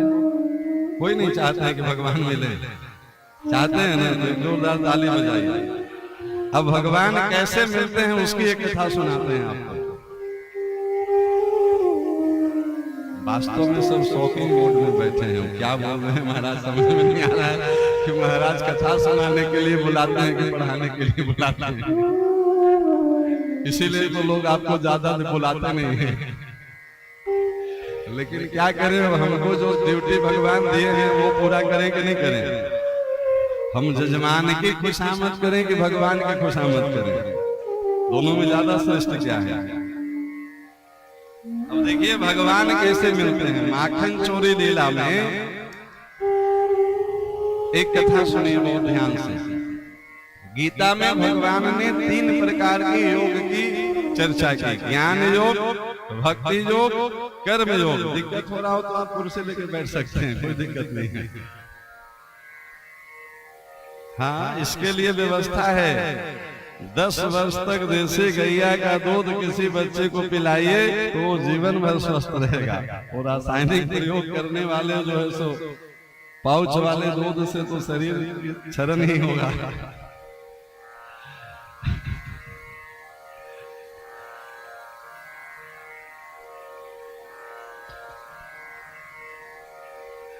चलिए, हम जो चर्चा कर रहे थे उसमें आइए, बहुत आनंद आएगा। आज की कथा बहुत दिव्य है। अगर आप हृदय से समझ जाएं तो मेरा मेहनत सफल हो जाए, मेरा जीवन सफल हो जाए। इसमें से एक लोग भी अगर इसको बताए ना, पांडवों में से एक भारत भी गांडी उठा लिया तो गोरक्षा हो गया था। नहीं, भगवान को भीड़ नहीं चाहिए जी। भीड़ तो कौरवों के पक्ष में ज्यादा था, नहीं, पर भगवान पांडवों के पक्ष में थे। क्यों? क्योंकि ये धर्म के लिए लड़ता था। भीड़ से धर्म की रक्षा थोड़ी होती है। भगवान ने गीता जी में 3 प्रकार के योग बताया, ज्ञान योग, भक्ति योग, कर्म योग। नाम सुने आप लोग जी? ज्ञान योग, भक्ति योग, कर्म योग। कर्म योग क्या है? ध्यान से समझिए। कर्म योग है कि हम अपने शरीर से जो भी कर्म करें उसके बदले हम कोई धन न लें। योग का मतलब क्या होता है? मिलन। किससे मिलन? हम भगवान के साथ मिलने के लिए 3 रास्ता है। कर्म योग से जा सकते हैं, ज्ञान योग से जा सकते हैं, भक्ति योग से जा सकते हैं। ये रुपया कमाने वाले कर्म योग की बात नहीं कर रहे हैं। जो भगवत प्राप्ति वाला रास्ता है उसकी कर रहे हैं। जो आध्यात्मिक मार्ग में जाना चाहते हैं कर्म योग से जा सकते हैं। शरीर से सेवा करिए, उसके बदले धन नहीं चाहिए। गोपियां कहती है अशुल्क दासिका, नहीं, इसके बदले हमको कुछ नहीं चाहिए। विचार करके देखिए क्या संभव है आज के समय में कि हम कोई भी काम करें, नौकरी करें, खेती करें, व्यापार करें और पैसा न लें? क्यों जी? संभव है कर्मयोग? असंभव तो नहीं है, लेकिन विरलों के लिए है। भक्ति योग समझिए। भक्ति योग किसको कहते हैं? धूप अगरबत्ती माला पहनाने को भक्ति नहीं कहते हैं। त्रिनादपि सुनीचेन तरोरपि सहस्नुना अमानिना मानदेय कीर्तनीय सदा हरि। त्रिनादपि सुनीचेन, जो अपने आप को तिनके से भी छोटा माने, इसको भक्ति कहते हैं। अहंकार को एकदम गला दे। त्रिनादपि सुनीचेन तरोरपि सहस्नुना, वृक्ष के जैसा सहनशील जो हो जाए। आम के ऊपर आप पत्थर मारते हैं और रसीला आम देता है। वृक्ष के जैसा सहनशील होना मतलब जो आपके प्रति अपकार करे उसके भी आप कल्याण की भावना रखें। त्रिनादपि सुनीचेन तरोरपि सहस्नुना अमानिना मानदेय, अपने आप को कोई सम्मान नहीं चाहिए, काम खुद करें और सम्मान सामने वाले को कि भाई साहब माता जी तो आपके कृपा से हो गया।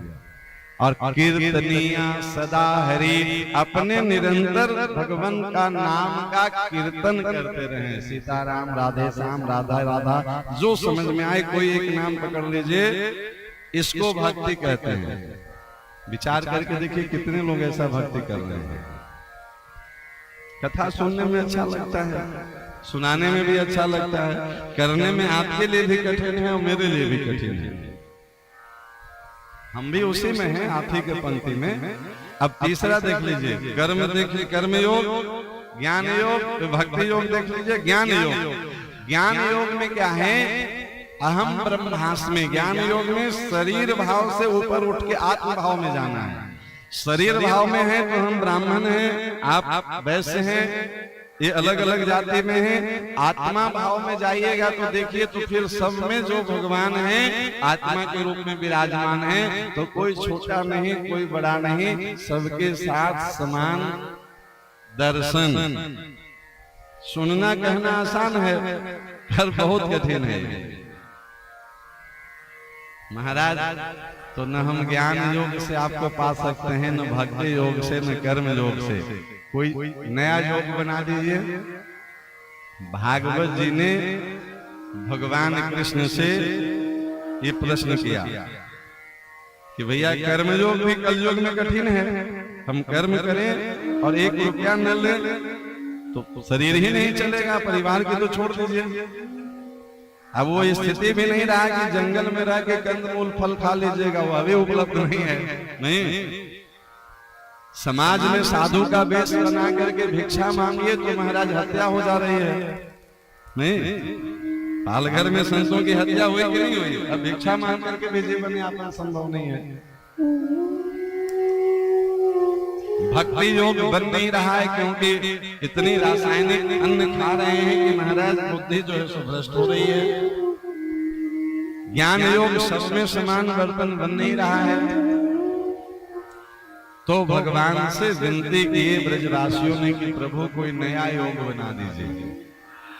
तो विचार करके बताइए कि भागवत जी में ठाकुर जी ने चौथा योग का निर्माण किया है। श्लोक में अभी सुनाएंगे कौन सा योग है।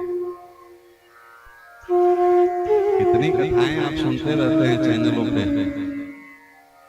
घर घर में टीवी मोबाइल है। भागवत जी में भगवान कृष्ण ने एक नया योग बनाया जिसका नाम चोर योग है। माखन चोरी लीला सुने हैं?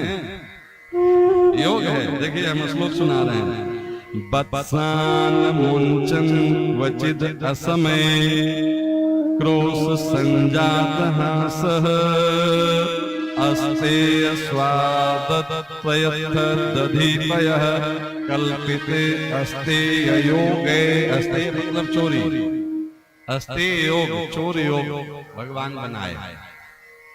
बात समझ में आई? ऐसे कैसे आएगी? यहाँ एडमिशन करवाना पड़ेगा।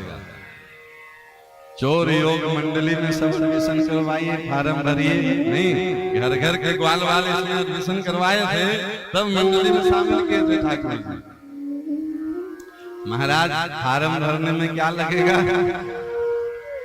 नहीं, चलो हम फार्म भर दें तो आपके तरफ से भी कुछ रिसीविंग मिलनी चाहिए।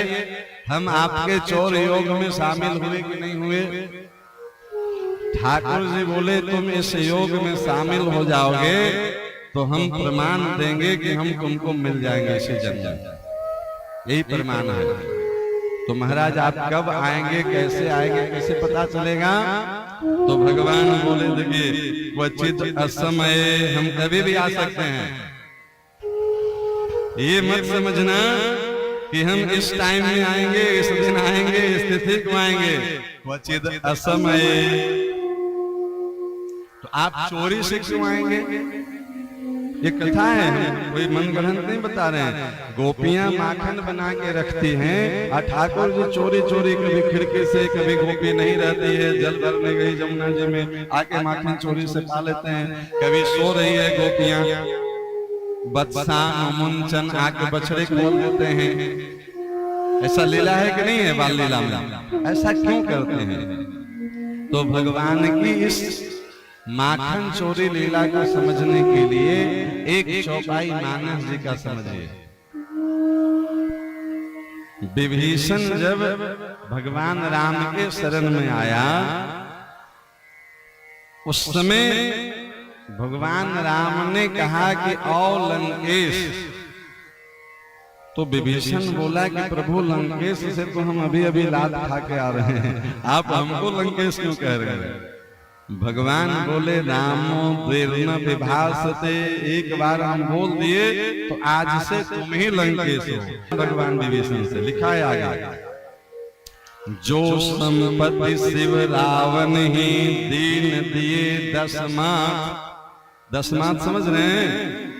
10 बार अपने सिर काट काट के चढ़ाया रावण शंकर जी को, तब शंकर जी प्रसन्न होकर के जो दिए रावण को। जो संपत्ति शिव रावण ही दीन दिए दसमात, सोई संपत्ति विभीषण सकुच दीन रघुनाथ। सकुच दीन मतलब सकुचा रहे हैं, नेत्र नीचे किए हैं।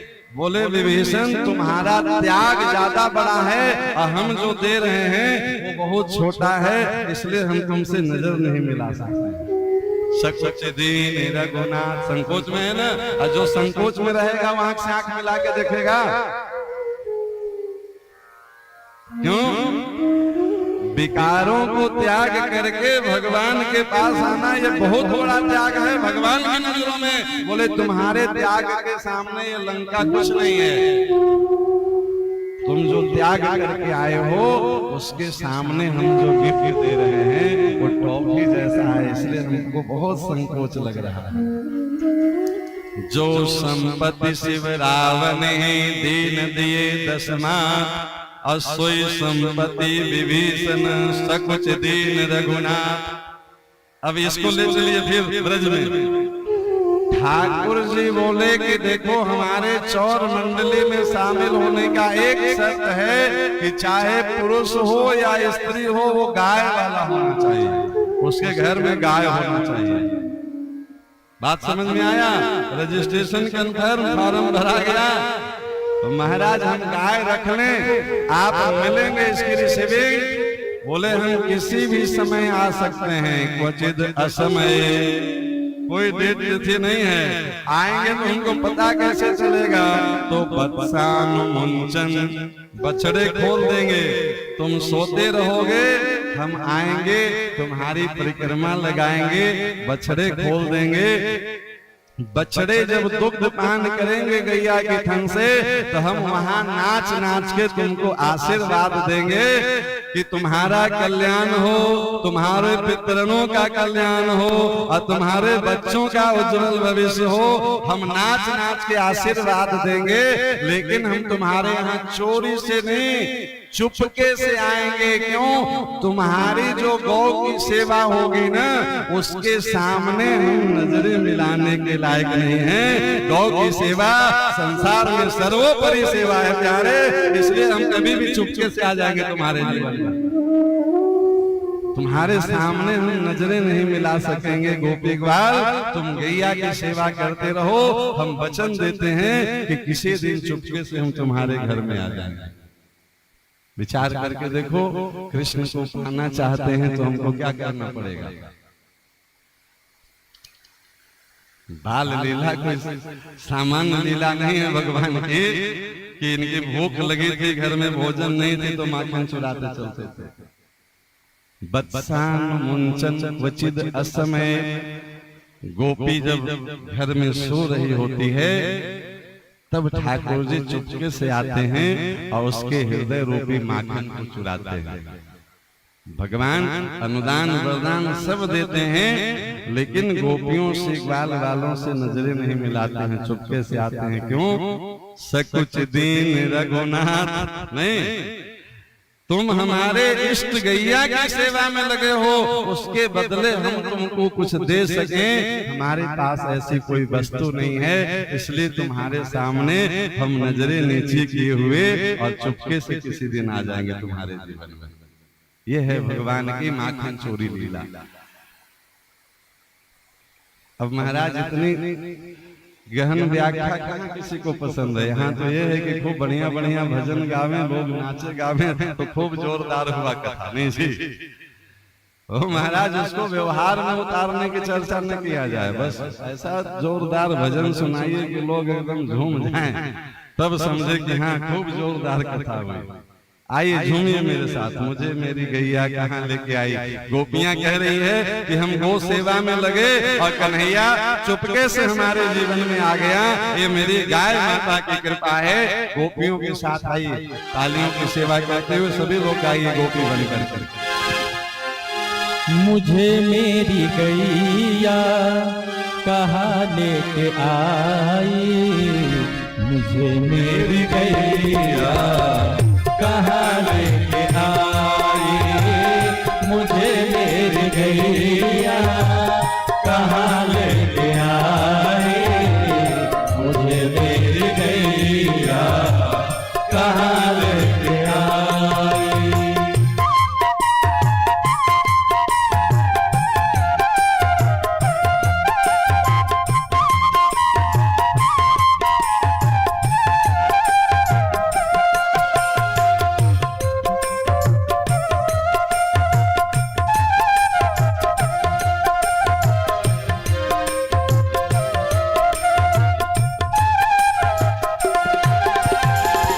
भारत के लोगों पहले गोकुल बनाओ, भारत के लोगों पहले गोकुल बनाओ, वही राम कृष्ण के दर्शन पाओ।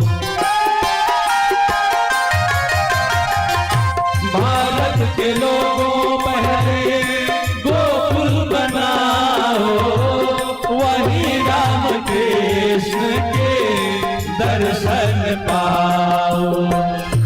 गोकुल बिना भला कहाँ है कन्हाई, गोकुल बिना भला कहाँ है कन्हाई, मुझे मेरी गैया कहाँ लेके आई, मुझे मेरी गैया कहाँ लेके आई, मुझे मेरी गैया कहाँ लेके आई।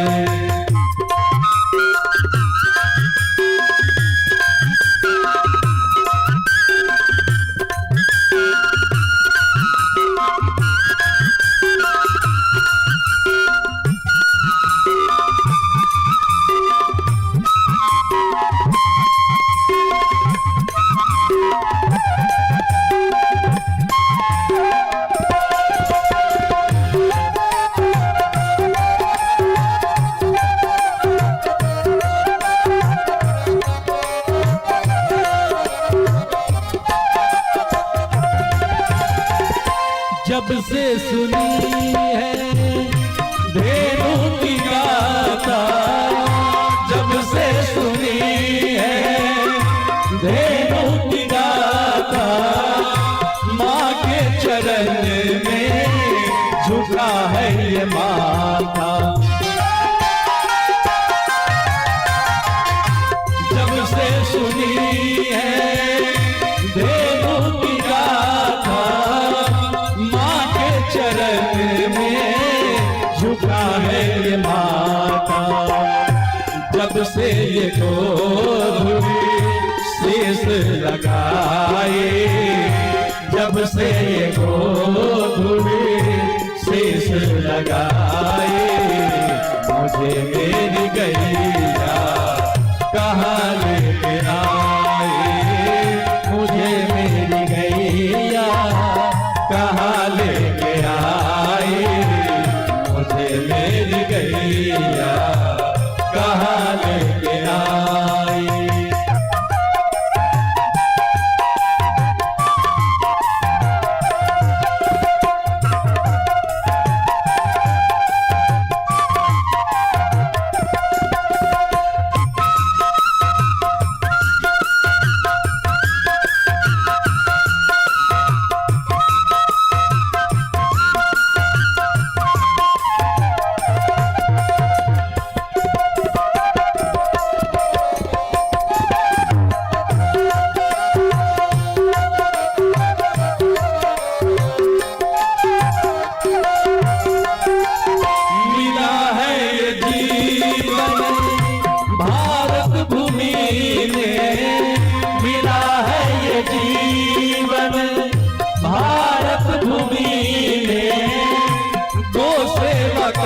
करना गोविंद से सीखे।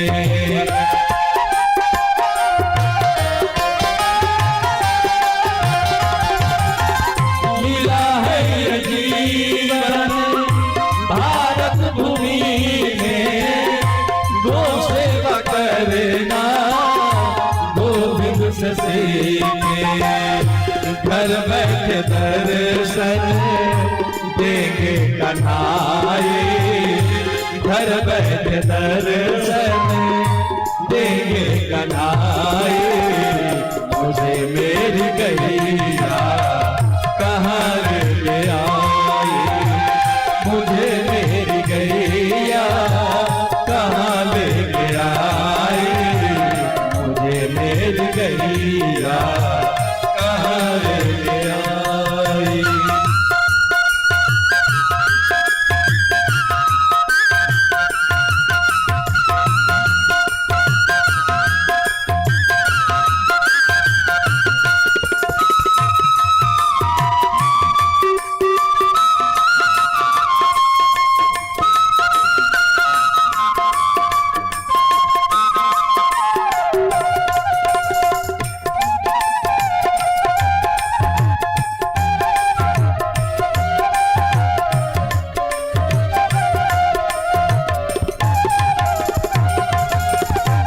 निराकार साकार भक्ति की बातें, निराकार साकार भक्ति की बातें, दिन भी बिताई मैंने बिताई है रातें। निराकार साकार भक्ति की बातें, दिन भी बिताई मैंने बिताई है रातें। परम सुख मिला है मिले जब से गाए, परम सुख मिला है मिले जब से गाए। मुझे मेरी मैया कहाँ लेके आई, मुझे मेरी गैया कहाँ लेके आई, मुझे मेरी गैया कहाँ लेके आई, मुझे मेरी गैया कहाँ लेके आई, मुझे मेरी गैया कहाँ लेके आई, मुझे मेरी गैया कहाँ लेके आई। बोली गौ माता की जय। अब विचार करके बताइए कि भारत को जगना चाहिए कि महाराज पैर में घुंघरू बांध के तबला बजाना चाहिए? जगना चाहिए ना। तो देखिए हम दो मांग इस कथा के माध्यम से और इस चैनल के माध्यम से सरकार तक पहुंचा रहे हैं। अगर आप इसके समर्थन में हो तो आप भी साथ दीजिएगा। बस दो मांग है, भारत के संपूर्ण धरती से गो हत्या बंद हो और गो हत्यारों के लिए फांसी की सजा निश्चित हो। इससे कम में नहीं काम चलेगा। क्यों भैया? गाय हमारे लिए हमारी आस्था का केंद्र है और किसी के मां के साथ अगर कोई ऐसा व्यवहार करे, किसी के मां की हत्या करे तो उसके लिए फांसी की सजा है कि नहीं है? संविधान के अनुसार है। सरकार गाय को राष्ट्र माता घोषित करे, गो हत्या बंद करे और गो हत्यारों को फांसी की सजा निश्चित करे। आप लोग सहमत हैं इससे? तो सहमत हैं तो दोनों हाथ उठाइए और जो न उठाए बगल में देखिए उसको धक्का मारिए और फिर न उठाए तो उसको मुक्का मारिए। तुम भी बोलो, बोलिए गाय को राष्ट्र माता घोषित करो, गाय को राष्ट्र माता घोषित करो, गो हत्या बंद करो, गो हत्या बंद करो, गो हत्यारे को फांसी की सजा सुनिश्चित करो, गोरे को फांसी की सजा सुनिश्चित करो। बोलिए गौ माता की जय, भारत माता की जय, गोविंद गोपाल की जय। इतनी बात अलग से गो अंक है ये पूरी कथा ही। आप लोग से एक और निवेदन है कि इस कथा का वीडियो ज्यादा से ज्यादा लोगों तक पहुंचाइए। बहुत सारे कहानी चुटकुला आप शेयर करते हैं। आज की पूरी कथा आज गौ माता को समर्पित है। क्यों? क्योंकि मेरे गोविंद का एक अवतार ही गो रक्षा गो संवर्धन के लिए है। तो यूट्यूब खोलिए, डॉक्टर मनोहर मिश्र जी महाराज लिखिए, अब श्रीमद् भागवत कथा डे 7 अभी चल रहा है। जिनके पास मोबाइल है अभी लिंक से शेयर कर दीजिए, और जिनके पास नहीं है घर जाकर कर दीजिए। हम कितने लोगों को पहुंचा सकते हैं? आप कितने लोग चाहें तो लाखों लोगों तक पहुंचा सकते हैं। आज नहीं तो कल ठाकुर जी की कृपा से हमारी बात सरकार तक पहुंचेगी, और हमें विश्वास है कि गोहत्या बंद होगी, गोहत्यारों को फांसी की सजा निश्चित होगी। नहीं, अब 2 मिनट में कथा पूरी करवा दें, विधि है। कथा पूरी ऐसे हो चुकी है, वो सेवा की बात समझ में आ जाए। और आप लोग एक और संकल्प करें कि ठाकुर जी की कृपा हो तो बहुत जल्दी आपके क्षेत्र में ही एक गौशाला खुले। प्रयास चल रहा है। कम से कम महीने में एक गाय की सेवा, एक दिन की सेवा जरूर पहुंचाएं गौशाला में, कि भैया महीने में एक गौ माता को भोजन तो हम दे सकते हैं। पूरे शहर से अगर एक दिन की गोग्रास निकलने लगे तो एक भी गैया भूखे नहीं रहेगी। दूसरा एक और निवेदन है, अभी चुनाव का समय आने वाला है। फिर से एक बार आप निश्चित करिए कि इस बार का वोट हम गौ माता के लिए देंगे। जो भी आपके पास आए वोट मांगने, सभी लोग आएंगे, इनका अधिकार है। आप उनसे ये वीडियो दिखा के या ये 3 बात पूछिए कि आप जाएंगे तो आप सरकार तक क्या मेरी ये बात पहुंचाएंगे? आप लिखिए, जिनकी घोषणा पत्र में गो रक्षा हो, जो गाय को राष्ट्र माता घोषित करने की मांग सरकार से कर सके। आप नहीं कर सके तो आप हमारी बात तो सरकार तक पहुंचाएं, इतना तो कर सकते हैं। आप जनप्रतिनिधि हैं, हमारी वोट लेके आप जाइए और सरकार तक पहुंचाइए कि जनता चाहती है कि गाय को राष्ट्र माता घोषित किया जाए, गो हत्या बंद किया जाए, गो हत्यारों को फांसी की सजा निश्चित किया जाए। आप एक बार निश्चित कर लीजिए कि जिसके घोषणा पत्र में गो रक्षा के कार्य लिखा हो उसी को वोट देना है। व्यक्ति कोई हो, दल कोई हो, एक बार आप गाय माता के लिए वोट करके देखिए। गौ माता की कृपा से, गोविंद की कृपा बिना बुलाए आपके ऊपर बरसे। नहीं, अपने स्वार्थ से थोड़ा उठ करके एक बार। हम समझते हैं कि जन जन से आवाज उठने लगे तो हर प्रतिनिधि को ये लिखना पड़ेगा। सिर्फ लिखने का परिणाम आपको बता दे रहे हैं, ये होता है।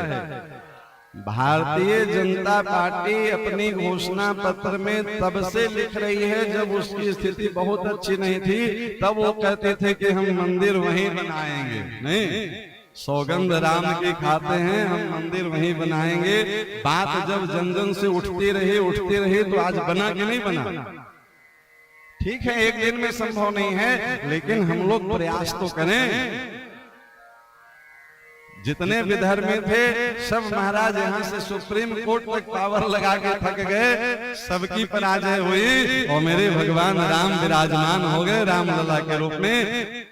उसी प्रकार से हम और आप जन जन आवाज उठाना शुरू करिए तो आज नहीं तो कल गौ माता भी राष्ट्र माता के रूप में प्रतिष्ठित हो जाएंगे। सरकार अभी क्या मानती है? गाय को पशु मानती है। नहीं, तभी तो कुछ अनुदान भी देती है, तो पशु पालन के लिए लोन देती है। गाय पशु नहीं है, गाय हमारी माता है। इसलिए जैसे राष्ट्रीय ध्वज है, राष्ट्रीय चिन्ह है, राष्ट्रीय पक्षी है, वैसे ही राष्ट्र माता। ये हम नहीं कह रहे हैं, भारत का जन्म ही इसलिए हुआ है। भारत का नाम क्या है? विशेषण क्या लगता है? बोलिए भारत माता की जय। अब विश्व में किसी भी देश के साथ माता लगा के देखिए, कभी सुने इंग्लैंड माता की जय, अमेरिका माता की जय, जर्मनी माता की जय? दूसरे तरफ देख लीजिए, अन्य धर्मों को मानने वाले के लिए विश्व में बहुत सारे देश हैं। नहीं, ईसाई धर्म को मानने वाले के बहुत सारे देश मिल जाएंगे, मुस्लिम धर्म को मानने वाले बहुत सारे देश मिल जाएंगे। विचार करके बताइए, आप सब पढ़े लिखे लोग बैठे हैं, हिंदू धर्म को मानने वाला भारत के सिवा और कौन देश है?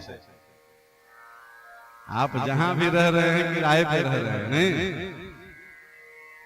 क्यों नहीं है दूसरा देश?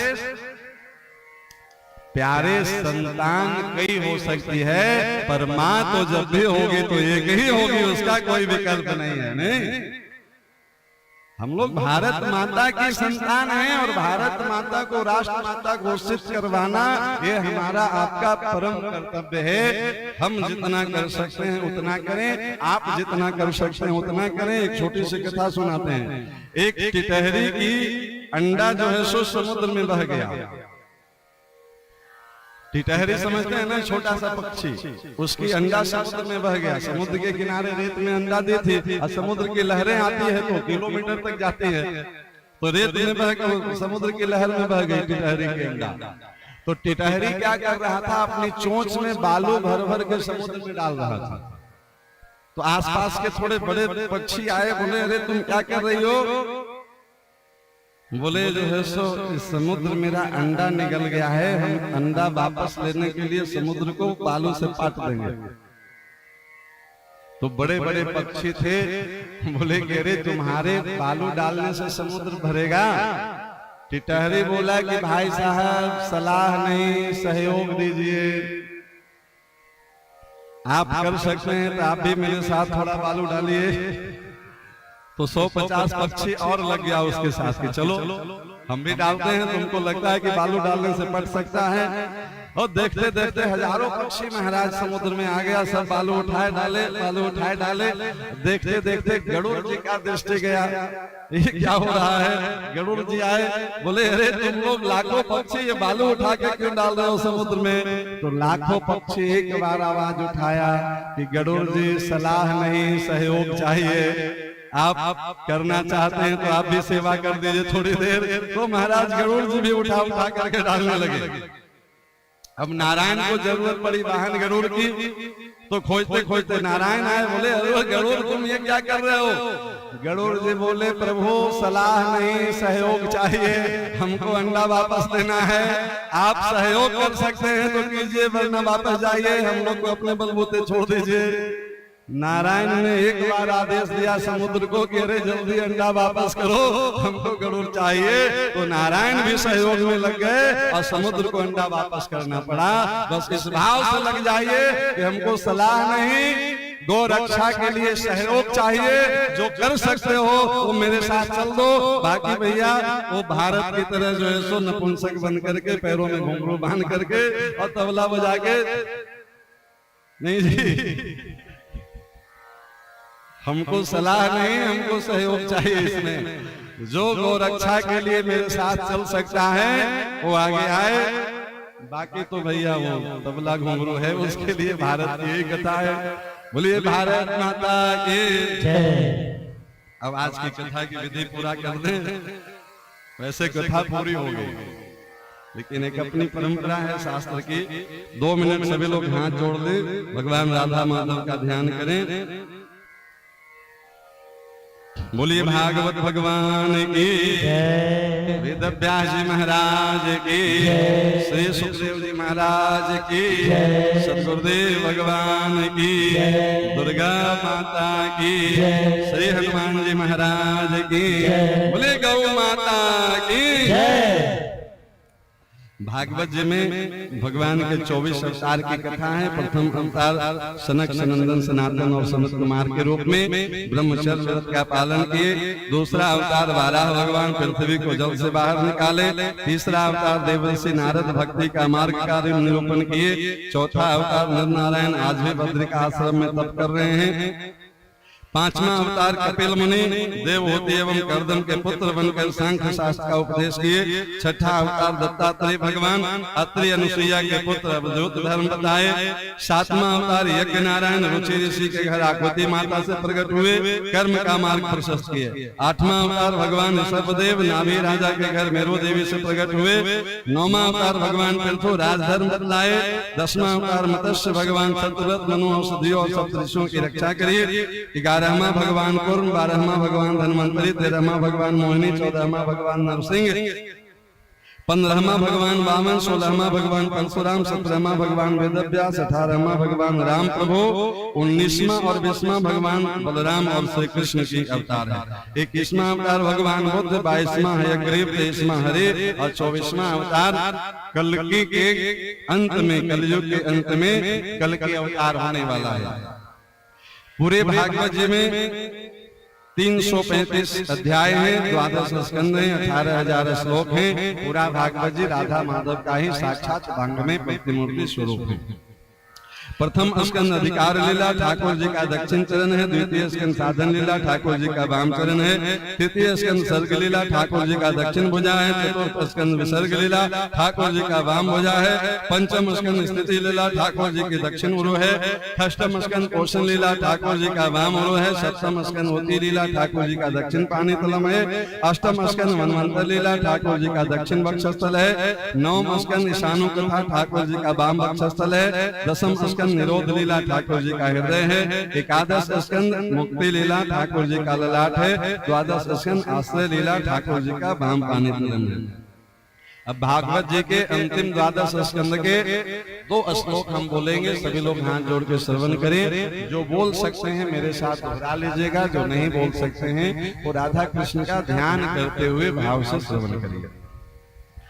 भवे भवे यथा भक्ति, भवे भवे यथा भक्ति, पादयोस्तव जायते, पादयोस्तव जायते, तथा कुरुष्व देवेश, तथा कुरुष्व देवेश। नाथस्त्वं नो यतः प्रभो, नाथस्त्वं नो यतः प्रभो, नाम संकीर्तनम यस्य, नाम संकीर्तनं यस्य, सर्वपाप प्रणाशनम, सर्वपाप प्रणाशनम, प्रणामो दुःख सम्मनस्, प्रणामो दुःख सम्मनस्। तं नमामिं हरिं परं, तं नमामिं हरिं परं, तं नमामिं हरिं परं, तं नमामिं हरिं परं, तं नमामिं हरिं परं।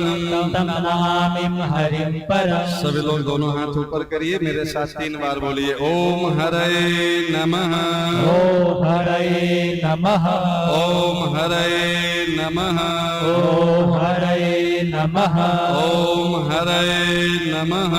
ओम हरे नमः। पूरी कथा 2 श्लोक और ये हरे नमः मंत्र सुना करके महाराज परीक्षित को कमलात्मा विमलात्मा परमहंस वीतराग संत सुखदेव जी बोले कि परीक्षित अब भगवान की भागवत जी की कथा पूरी हो गई है। नेत्र भर आए महाराज परीक्षित से बोले गुरुदेव आपकी तो कथा पूरी हो रही है, मेरा तो जीवन पूरा हो रहा है। 7 दिनों में श्राप लगा था ना, पर तक्षक के डसने से नहीं मृत्यु हुई है परीक्षित जी। परीक्षित जी बोले कि गुरुदेव अब आपका दर्शन नहीं होगा और गोविंद की कथा सुनने को नहीं मिलेगा तो गुरु और गोविंद के बिना जीवन धारण करने का कोई मतलब नहीं है। और गुरु और गोविंद के विरह में महाराज परीक्षित ने प्राणोत्सर्ग किया है। उनके मृत शरीर को तक्षक नाग आकर के स्पर्श किया है। एक विधि थी, ऋषि का श्राप था श्रृंगी जी का, वो पूरा हुआ। इस प्रकार से ये 7 दिवसीय सत्र जो है पूरा होता है। नाम संकीर्तन की महिमा है अंतिम श्लोक में, इसलिए 2 मिनट हम लोग भी नाम संकीर्तन करें। श्री कृष्ण गोविंद हरे मुरारे, हे नाथ नारायण वासुदेव। श्री कृष्ण गोविंद हरे मुरारी, हे नाथ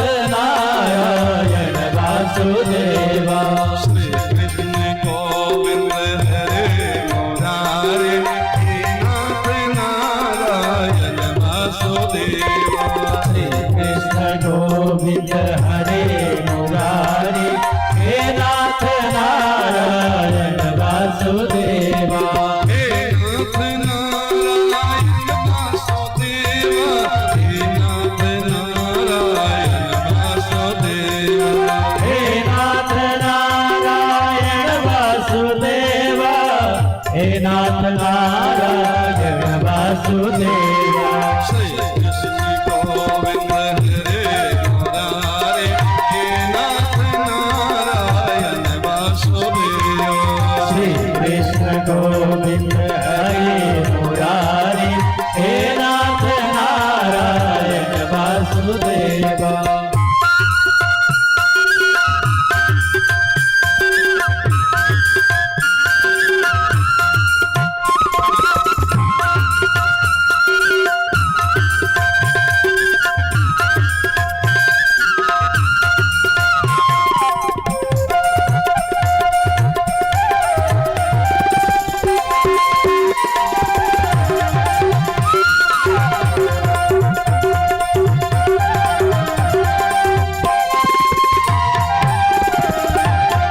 ठाकुर हमारे प्राणों से प्यारे हम हैं तुम्हारे तुम हो हमारे ठाकुर हमारे प्राणों से प्यारे तुम हो हमारे हम हैं तुम्हारे ठाकुर हमारे प्राणों से प्यारे हम हैं तुम्हारे तुम हो हमारे ठाकुर हमारे प्राणों से प्यारे हम हैं तुम्हारे तुम हो हमारे श्री कृष्ण गोविंद हरे मुरारी हे नाथ नारायण वासुदेवा श्री कृष्ण गोविंद हरे मुरारी हे नाथ नारायण वासुदेवा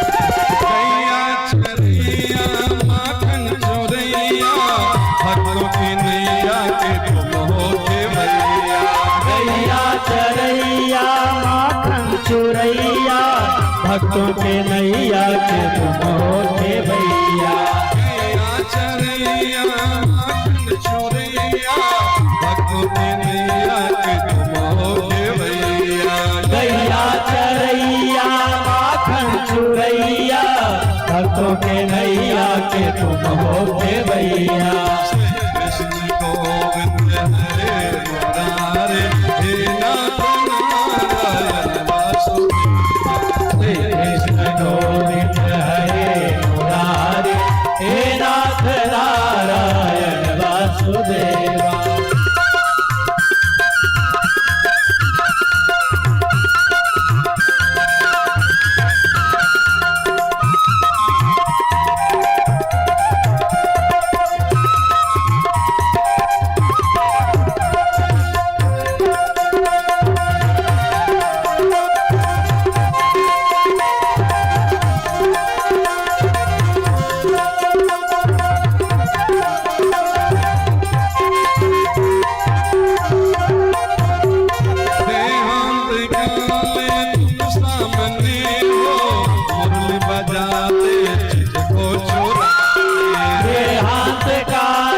तुम सामने हो मुरली बजाते चित को चुरा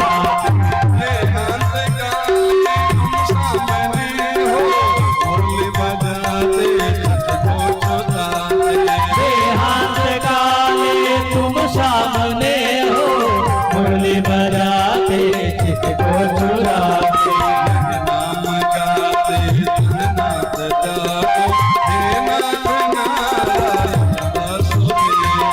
यह नाम गाते त्यागो हे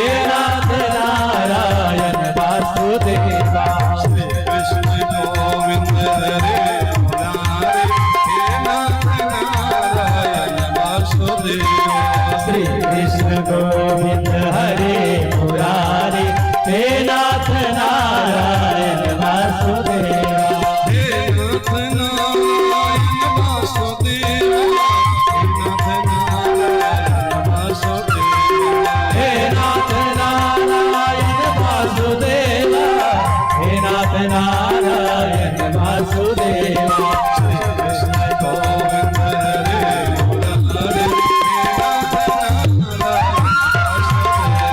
श्री कृष्ण गोविंद हरे मुरारी हे नाथ नारायण वासुदेवा श्री कृष्ण गोविंद हरे मुरारी हे नाथ नारायण वासुदेवा श्री कृष्ण गोविंद हरे मुरारी हे नाथ नारायण वासुदेवा हे नाथ नारायण वासुदेवा हे नाथ नारायण वासुदेवा कृष्ण गोविंद हरे मुरारी हे नाथ नारायण वासुदेवा हे नाथ नारायण वासुदेवा हे नाथ हरे नारायण वासुदेवा हरे नाथ नारायण वासुदेवा हे नाथ नारायण वासुदेवा हरे नाथ नारायण बोले कृष्ण कन्हैया लाल की जय।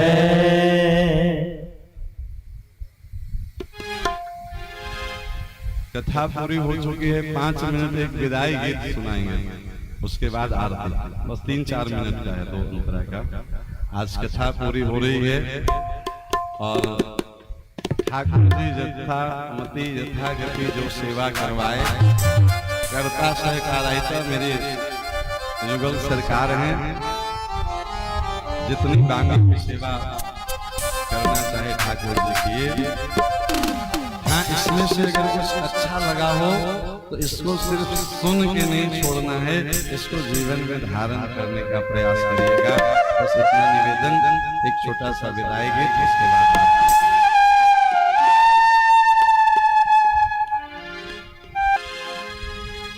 मिलन के क्षण भुलाए भी भुलाए तो नहीं जाते, मगर यह तो प्रकृति क्रम है, जो मिलते हैं बिछुड़ जाते।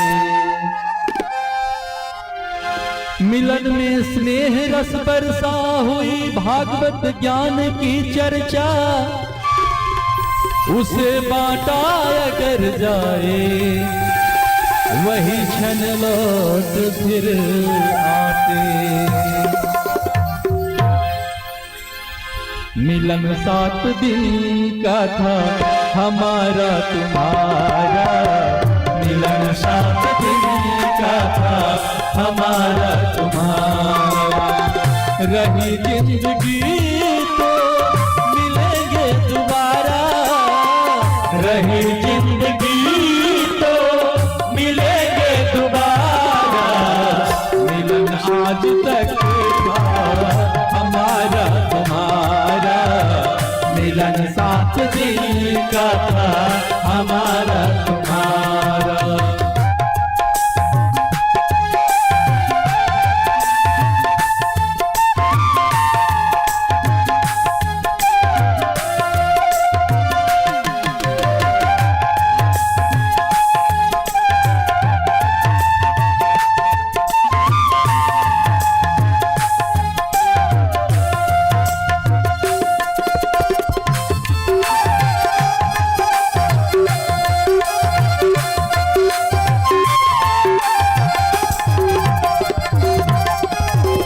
अरमानों के दीप जले हैं, हमको सच्चे भक्त मिले हैं।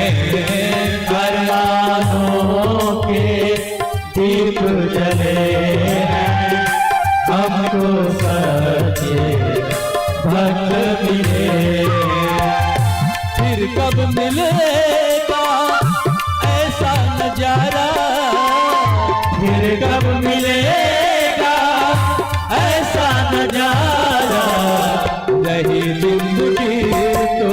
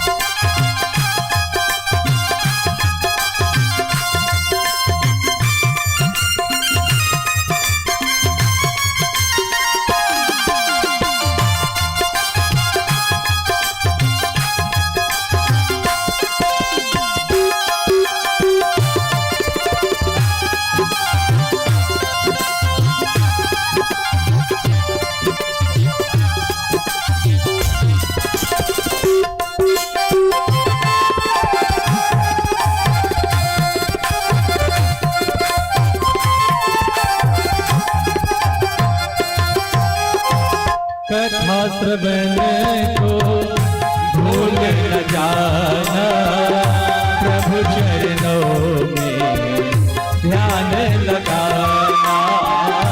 कथा श्रवण को भूल न जाना, प्रभु चरणों में ध्यान लगाना।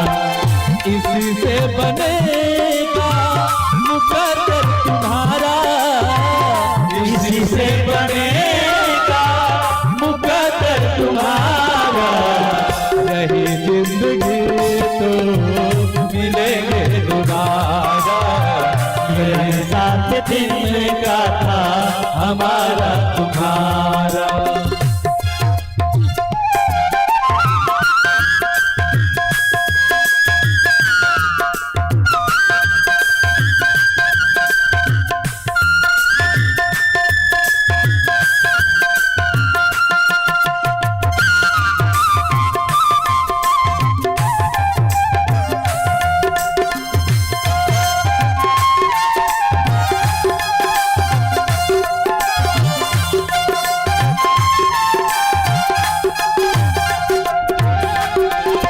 सब भक्तों से मेरा कहना, भूल चूक की माफी देना। सब भक्तों से मेरा कहना, भूल चूक की माफी देना। तुमसे बिछुड़ना हमको गवारा, तुमसे बिछुड़ना हमको गवारा। मिलन आज तक था हमारा तुम्हारा, मिलन साथ दिन का था हमारा तुम्हारा। रही जिंदगी तो मिलेंगे तुम्हारा, रही जिंदगी तो मिलेंगे तुम्हारा। मिलन आज हमारा तुम्हारा, मिलन साथ जीने का था हमारा तुम्हारा, हमारा तुम्हारा, हमारा तुम्हारा। बोलिए बांके बिहारी लाल की जय, राधा रानी सरकार की जय। एक बार फिर से आप सबको हम आमंत्रित करते हैं 11 जून से श्रीधाम वृंदावन में श्री जी के चरणों में बैठ करके अद्भुत सुख की वर्षा होगी। और वैकुंठ वास का लाभ है जी, जो चल सके सो चलिए। जब तक है ये जिंदगी फुर्सत न मिलेगी काम से, थोड़ा समय ऐसा निकालो, कर लो प्रेम मेरे श्याम से। तो जो लोग भी चलना चाहें वो चल सकते हैं, जो नहीं जा सकते हैं घर बैठे 11 जून से 17 जून तक सुबह 9 बजे से 12:30 बजे तक यूट्यूब पे डॉक्टर मनोहर मिश्र जी महाराज के नाम से आप सर्च करेंगे तो बहुत दिव्य कथा का दर्शन है। 7 दिनों की कथा में कुछ भी थोड़ा अच्छा लगा होगा वो मेरे जुगल सरकार की वाणी है। कुछ उसमें सावधानी वाचा स्खलन हुआ होगा वो दास की गलती है। भगवान की वाणी ही मानना है, दास की गलती को अंगीकार नहीं करना है। इन्हीं शब्दों के साथ गुरु गोविंद के चरणों में आज की पूरी सत्र की कथा समर्पित करते हैं। आ जाइए आरती